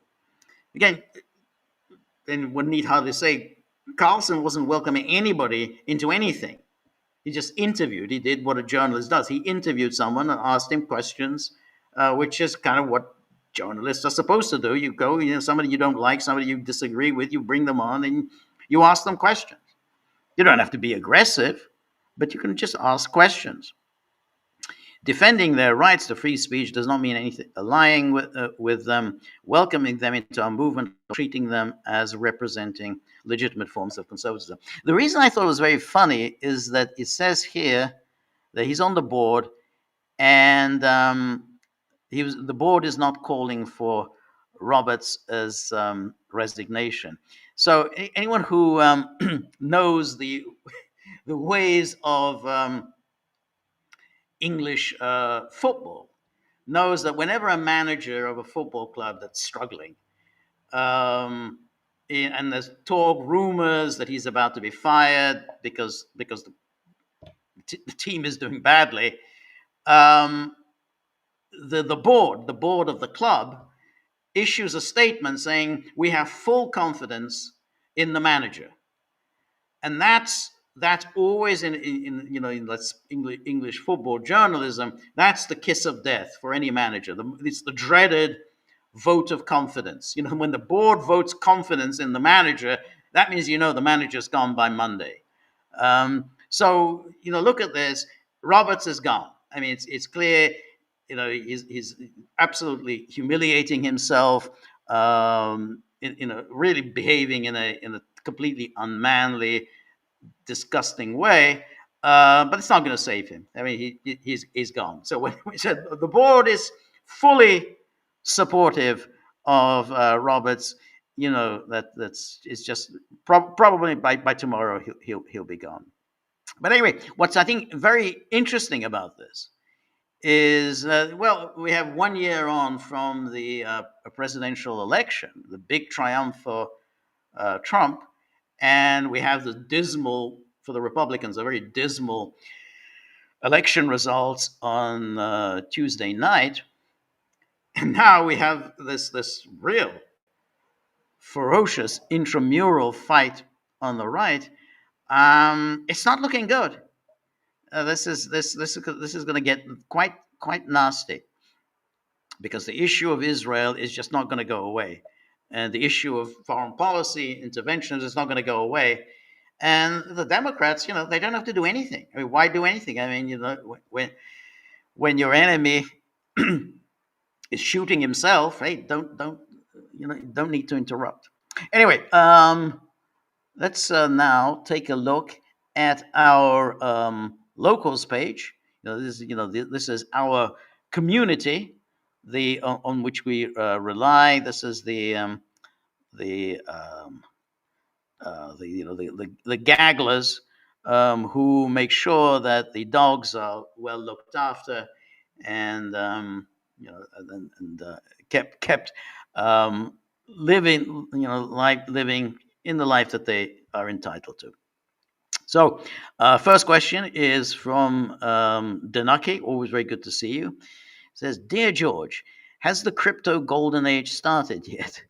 By the way, that is the exact term Ceausescu's propaganda called his reign.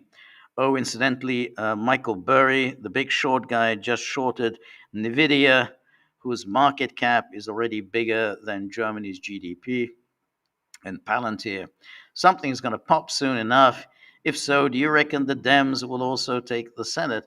Well, I think all of your financial diagnosis probably absolutely on the money. You'd have to think that AI is the new what was it the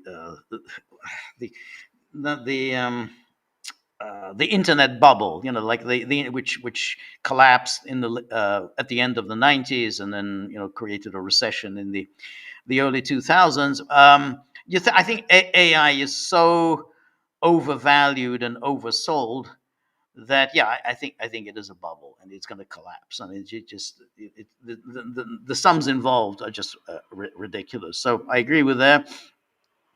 Um, it's very hard to know about whether the Democrats will also take the Senate. I mean, ultimately, it all depends on in every election cycle. I mean, it's obviously there's a swing away from the incumbent party, but it also depends on which Senate seats are up for grabs. So the Democrats can only hope to capture the Senate if the a good majority of the states that are up for grabs um, in 2026 are Republican states.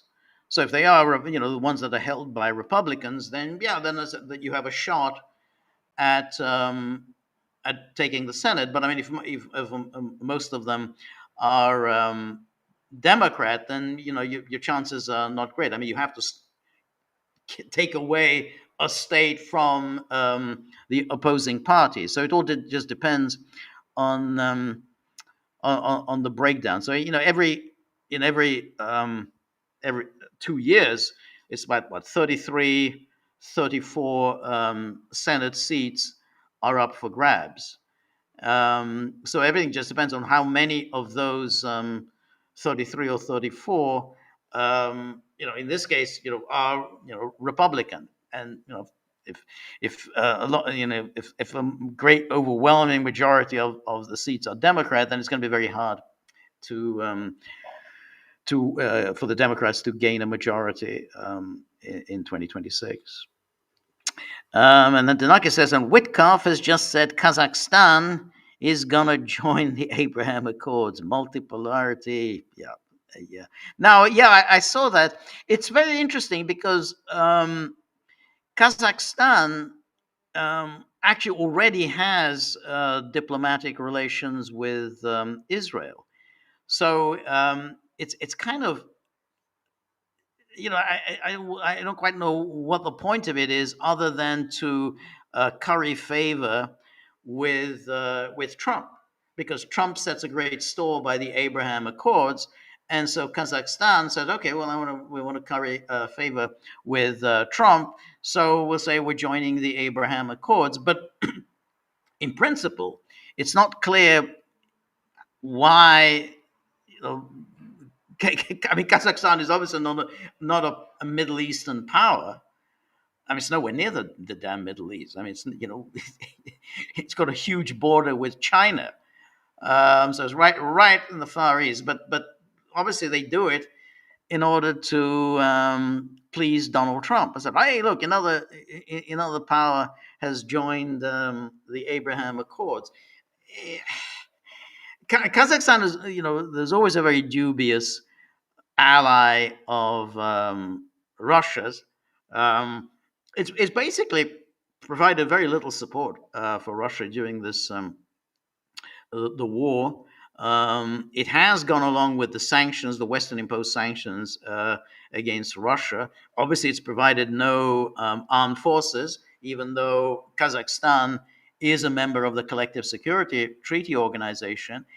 So it's you're right. It's a very it's a very strange kind of alliance, which is, but that's par for the course for Russia. I mean, none of Russia's allies really ever do anything for Russia. Remember, Russia intervened militarily in 2021 in order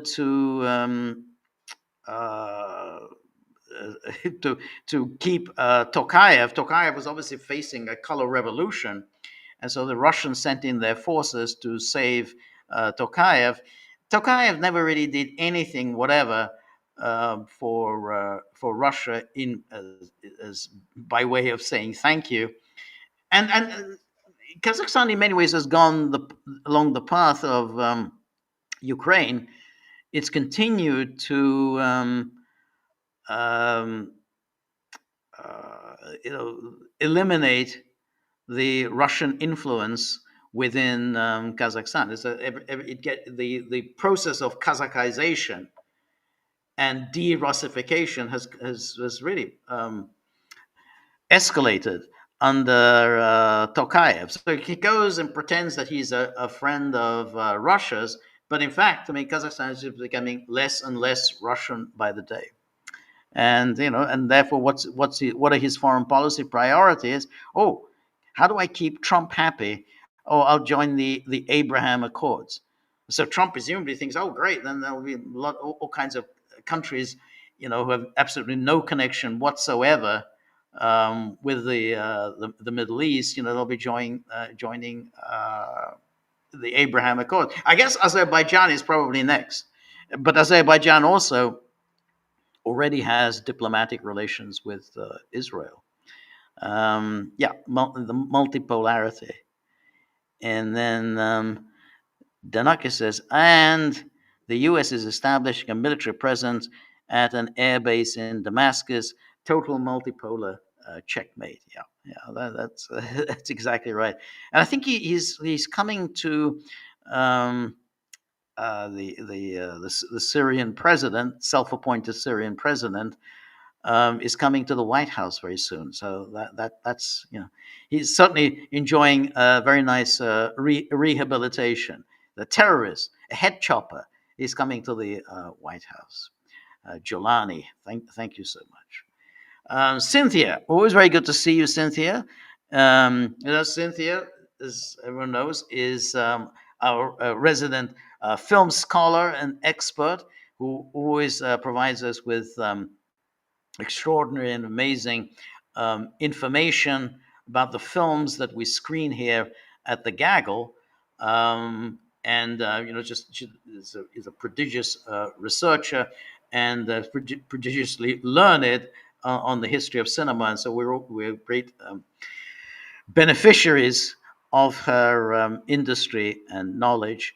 And so, we every Monday we screen always a very good movie, which still is up there on the Gaggle locals page. And so see, or Gaggle members can see and watch these movies, and as they do so, enjoy Cynthia's very informative comments. So we watched great film the other night, The Day of the Jackal, one of the great movies of the 1970s. And so you can watch that. It's a very entertaining film. And as you do, read Cynthia's comments. So thank you very much, Cynthia, and thank you for your generosity. So Cynthia says, I read a shocking article by The Cradle on Israel's thefts of Palestinians' organs. Oh, God. Apart from this being a shocking, horrific violation of human rights, Israel openly calls Palestinians non-humans, yet harvests their body parts. Despite being proud of their self-perceived racial and religious supremacy, Israelis aren't afraid to inject Palestinian DNA into theirs. In fact, they'll gladly do so. Bottom line, the century plus conflict has always been about land theft and barbarity of the oppressor. No, it is, yeah, it really is absolutely shocking, um, and horrifying. And you're right. You said, well, they're subhuman. However, they do have organs, and they're very, very useful. You know, they got livers and kidneys and all sorts of things that can be very useful. You can also make money on that. I mean, that's a big it's a big industry. So even if the Israelis don't necessarily make use of these organs, it's a multi-billion-dollar global enterprise to market, transport these organs. And so that's another way. Hey, the Israelis can make money off the Palestinians by through this horrific global industry. Um, but for just exactly what you say, kind of illustrates the point I was making earlier about Israel. So you have Israel um, that is clearly causing deep divisions in the United States. I mean, where before Israel was seen wrongly, but nonetheless it was seen for many years as a plucky little country beset by horrible, mean, nasty, fanatical Arabs who want to drive the Jews into the sea. You know, they want to, create another Holocaust, and that was seen for many years. That was the perception of Israel, and of course they still peddle this stuff. You know, all the Bill Ackmans and everyone else. They still want to present Israel as this plucky little country beset by fanatics. Um, and never do they address the issue of the theft of land and the Greater Israel project. I mean, well, Alan Dershowitz, who says, "Oh yeah, well, I've never been a supporter of the settlements. Yeah, I think it was a real mistake for Israel to occupy this territory and build settlements." Then why, if you really believe that, why the hell are you this fanatical supporter of Israel? It's a lie. But that's the point. That's like dishonest people like Dershowitz have to pretend that they don't. Of course, God, heaven forbid that we support the Greater Israel Project. But there's nothing else to Israel other than the Greater Israel Project. I mean, if you don't support that, if you don't support the settlements, if you don't support the occupation of Palestinian lands, then how can you support Israel? That's what Israel is about. But but but then, of course, if you were to say, well, I support this, as do Huckabee and the rest, then essentially your entire kind of pretense of being a liberal, an American liberal, I'm a liberal Democrat, you know, collapses, and that's the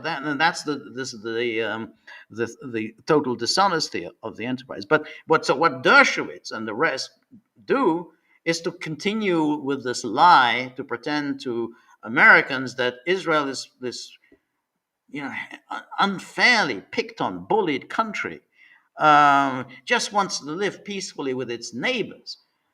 And so we have to support it because it's not it just wants peace, and these horrible Palestinians that refuse to give them peace. Um, but anyway, that's been absolutely the perception of Israel for many years, but that's changed, and suddenly people are realizing, hey, Israel means Greater Israel. It means the theft of land and means the displacement of indigenous people. And that's, yeah, on the right and the left. This is that view is is becoming more and more accepted. That's a serious problem for the Israel lobby. It used to be okay. This was a marginal view. You'd hear it on the left, but nobody really cared about it, too much. But now you're hearing it on the right, and that is a problem. The support for Israel has always been much more important on the right than on the left, um, and so if the support for Israel starts collapsing on the right, then of course Israel has a real problem on its hands, and that's why this onslaught against Tucker Carlson, because then Israel has a problem. You can't afford to lose this unconditional support on the right, and hence this ferocious attack on Carlson who we're talking about. So yeah, all of that, everything you say there is just people read this and said, "Well, I thought they were just a plucky little people. They're just taking on these horrible terrorists. They're doing it on our behalf. They're fighting the terrorists, so we don't have to." And something, yeah, but look at all this. So anyway, thank you so much, Cynthia. Um, Aristotle 1 says, "How far do you think the rule of law has collapsed in the West, especially in the US? Was it also awful? Do we just see the awfulness in more detail now? Is the cynical hysteria of Ukraine more than in previous European wars?"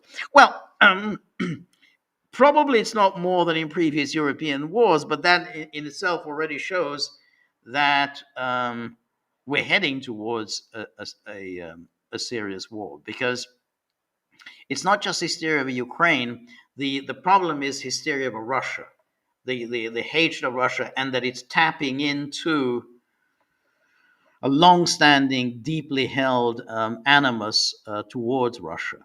And once you tap into that, and tap into all of the sort of the prejudice and the general ignorant bigotry against Russia, then you have the makings of a war. The rule of law. It's an interesting question. I mean, you have to look at what do rulers think they need to pay attention to. What kind of law breaking do they pay attention to, and what kind of law breaking they don't pay attention to?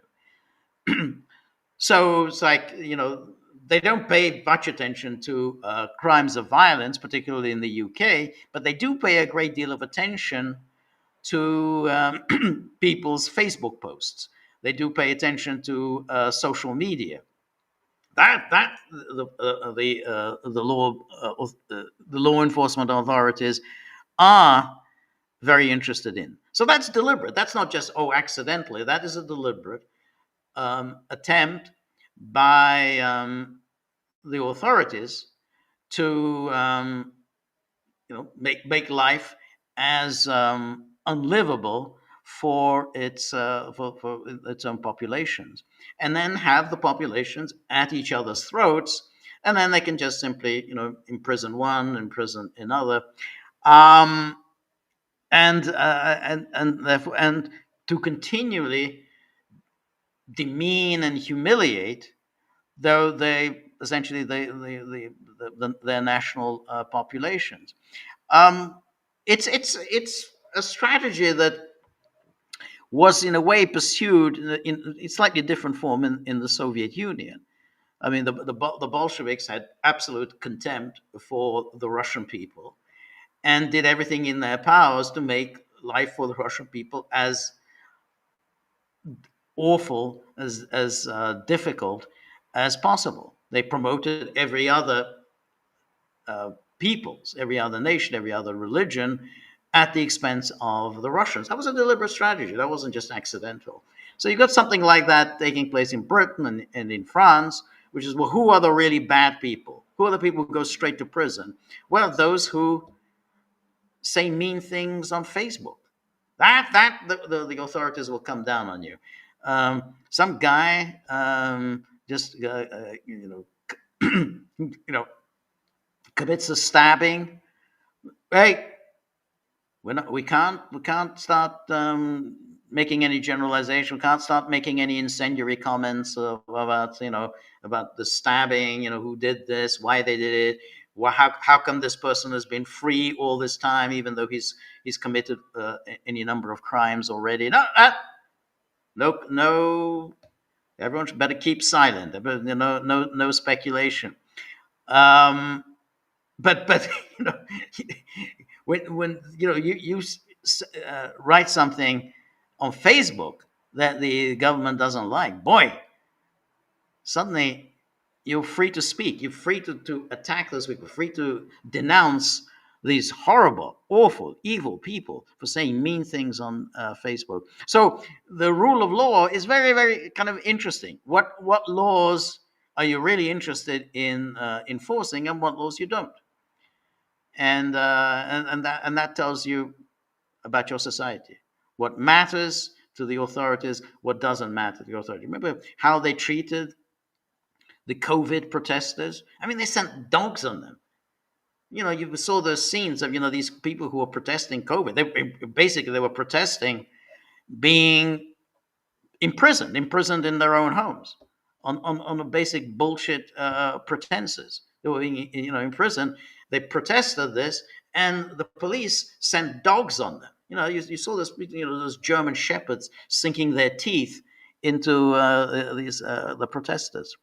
So that again, this doesn't happen by happenstance. This is done deliberately. There are leaders who make those choices. Whom do they go after? Whom do they protect? Anyway, thank you. And Marty, always has an thank you very much, Marty. And Marty has posted, as I thought he would, a picture of a younger Pelosi. I guess I don't know how much younger she is there, but it's a younger Nancy Pelosi, and she's who, as I said earlier, retired today, announced her retirement. Um, she probably will still be around. I mean, she's she, so I can see her still showing up in TV studios and on the Morning Joe and all the rest, telling the world how vile Donald Trump is, what a disgusting animal he is. I mean, she doesn't spare any words to denounce him. So I think she'll still be doing that. Um, these people like her and some of these other politicians, they're going to live to the age of 100. I think she's going to be around for a long time. I think I think she'll hit the 100 mark. Just there's something about her. It's like a perpetual motion machine. She's not going to die anytime soon, sadly, but that's it. And we have, let's see. Yeah, it's Anne Marie. Always very good to see you. Thank you so much, Anne Marie, for your great generosity. And Anne Marie is, of course, a great musical expert. A very distinguished musician who's played in all some of the greatest orchestras in the world. Worked with some of the best conductors and composers in the world. Is amazingly knowledgeable about music, and she's knowledgeable as only a practitioner of music can be. Somebody who knows how and what goes into orchestral work, what goes into conducting, and somebody who could speak on it from the inside.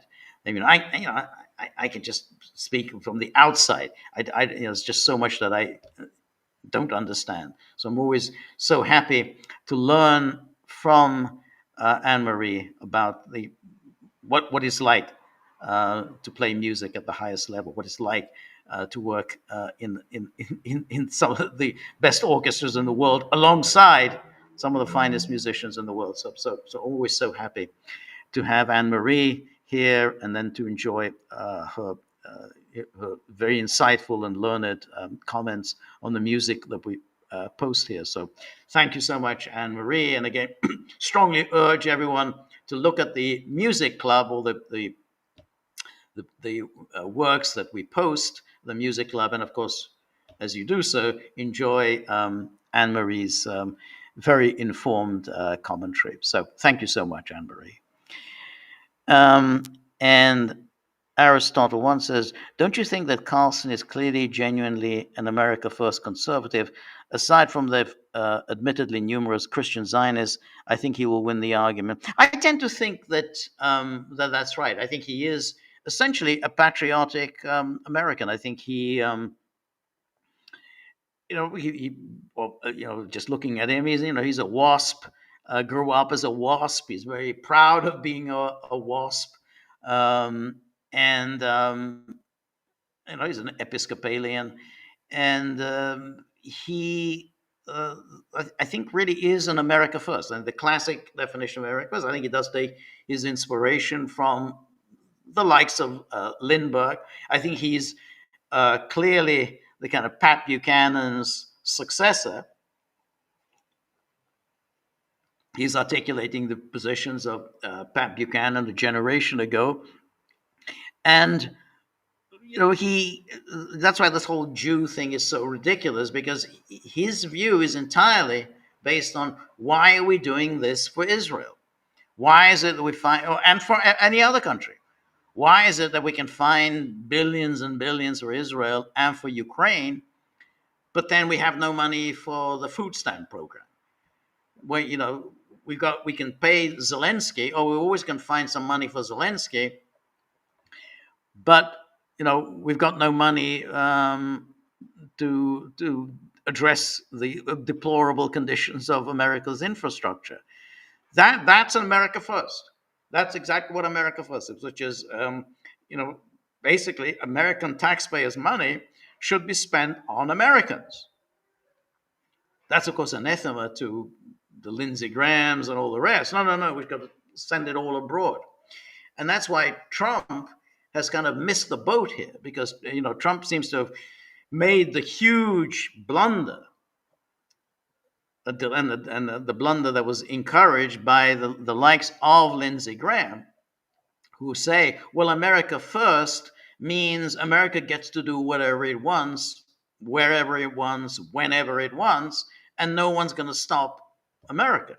That's what Lindsey Graham understands by America First. That's not what America First is. That's not the America First of Buchanan and Tucker Carlson. America First means America addresses the problems of Americans. It doesn't put the interests of another country above that of America. And so I think that's why I think that I think is the view of Carlson. I've no doubt. I think he's a very sincere person. But I think he'll win the argument. But you'll have to then see what will happen within the Republican Party, because there's going to be a lot of money poured into the coming elections in order to ensure that America First will not be the dominant ideology of Trump's successor. Whoever comes after Trump is going to have to play along. That's the idea. Is going to try to be like George W. Bush. So Trump, having slayed the sort of George W. Bush republicanism, and now he seems to be slipping back also himself into George W. Bush republicanism. But absolutely, all of these Hazoni and the rest of them, they want to make sure whoever comes after Trump will understand America First. They're going to use that slogan, America First, America First, America. But what they mean by it is America does whatever it wants at any time it wants, and does it on behalf of other powers, on behalf of Israel, of course. So that I think is the plan, and it's going to be hard to do it. There's a lot of money. A lot of money is going to be poured into the process of selecting Trump's successor. And then Aristotle 1 goes on. I think Fuentes and Carlson are criticizing Jews. I don't no, I disagree. Fuentes is, but I don't think Carlson is. I don't agree on that. On the basis that they are people who believe they are a chosen people who can take over societies such as the U.S. and treat them as its goyim. It's a white critique with some ground. It's a widespread critique. You're right. And well, obviously we can discuss whether the grounds and so on, but I don't think Carlson has done that. I just I think he certainly talked about the baneful, poisonous influence of the neocons, um, and but you saw in that clip that I showed, he said, well, yeah, okay, you can talk about these people as uh, Jews, even though that neocon ideology is advocated by and he doesn't mention this, but I will mention it, like the likes of Sean Hannity. Now, Sean Hannity is, he's not a Christian Zionist. Sean Hannity, and there are plenty of people like Sean Hannity, he's a Roman Catholic, but he nonetheless subscribes to the neocon ideology. Dick Cheney, he was not a Christian Zionist. So I think that's just saying it's about the Jews doesn't you'd have to make it much more precise. John McCain was not Jewish. Some of the worst people around are not themselves Jewish. So making it about the Jews, I think you're always going to fall flat on your face because there's just so many counter examples, and that's why I think it's just better to address the issues as they are rather than try to make it about the Jews, because in any case, you're asking for trouble. And then Marty says, just another day at the office. Let me look at this. Just another day at the office. What I have to plead a little bit of ignorance here. What's going on here in this picture? I think obviously I missed some news items. Somebody seems to have collapsed, but I'm not quite sure who. I guess the woman looks like Christy Nome, but I'm not sure. So anyway, Marty, what is this something very strange is going on here, but I'm not sure. So if you could just inform us as to what really happened here. And Anna Marie says, no matter what he really stands for, watching the pictures of Nick Fuentes, I think he kind of looks like a combination of Charlie Kirk, Ben Shapiro, and himself. In any case, not very likable. I couldn't agree with you more. I think there's something about him that I find very off-putting. I guess I don't think he's a sincere person. I think he's a grifter, a clever guy, obviously a very clever and talented guy, but I do think he's a grifter. I think that there's something very slimy and opportunistic about him. And I wouldn't be surprised if in a couple of years' time he will have a change of heart and then advocate a completely different position. I think he's seen that there's a market. There's always a certain market. I don't think it's a huge market, but there is a market for a kind of the Jews are this, the blacks are that, and so on. And you can do that. You can absolutely start a podcast appealing to that section of the public that tells you that the Jews are involved in in a very dark conspiracy to run the country, and then how they do it, and all the various things, how they use the blacks, how they use this and that and the other. The Jews want to run it, and there's a market for that. Absolutely, if you want to have a successful podcast and make some money, you can absolutely do that. That's what I think he did. I don't believe that he was that somehow these are deeply held views on his part. Just just watching him, I'm very unpersuaded that he's that he believes the things that he's saying. So that's what you say. Yeah, Bench in himself, not very likable. I agree with you, Anne Marie. I think that's my feeling. I think, and that's why I think one should always distinguish. Tucker Carlson, I think was a different sort of person. You can agree or disagree with Carlson. I think he's a sincere person, from Fuentes. So yeah. But I'm still curious now what was in that picture, about the day at the office. So I guess we'll find out later. That's a very interesting picture. Anyway, my time is up. Someone says here, Fuentes seems a rather rat-like or weasel-like. Yeah, I agree with that. Yeah, that's exactly right. Anyway, my time is up. So thank you so much, everybody who joined me. Thank you so much for all your comments and questions and observations. And we'll do some podcasts with Peter over the weekend. Then we'll do a joint podcast with Peter on Monday, and then next Tuesday I'm going to do my solo podcast. I hope you'll be able to join me then. I look forward to that. Until then, thank you for tonight. All the best. Goodbye. See you soon.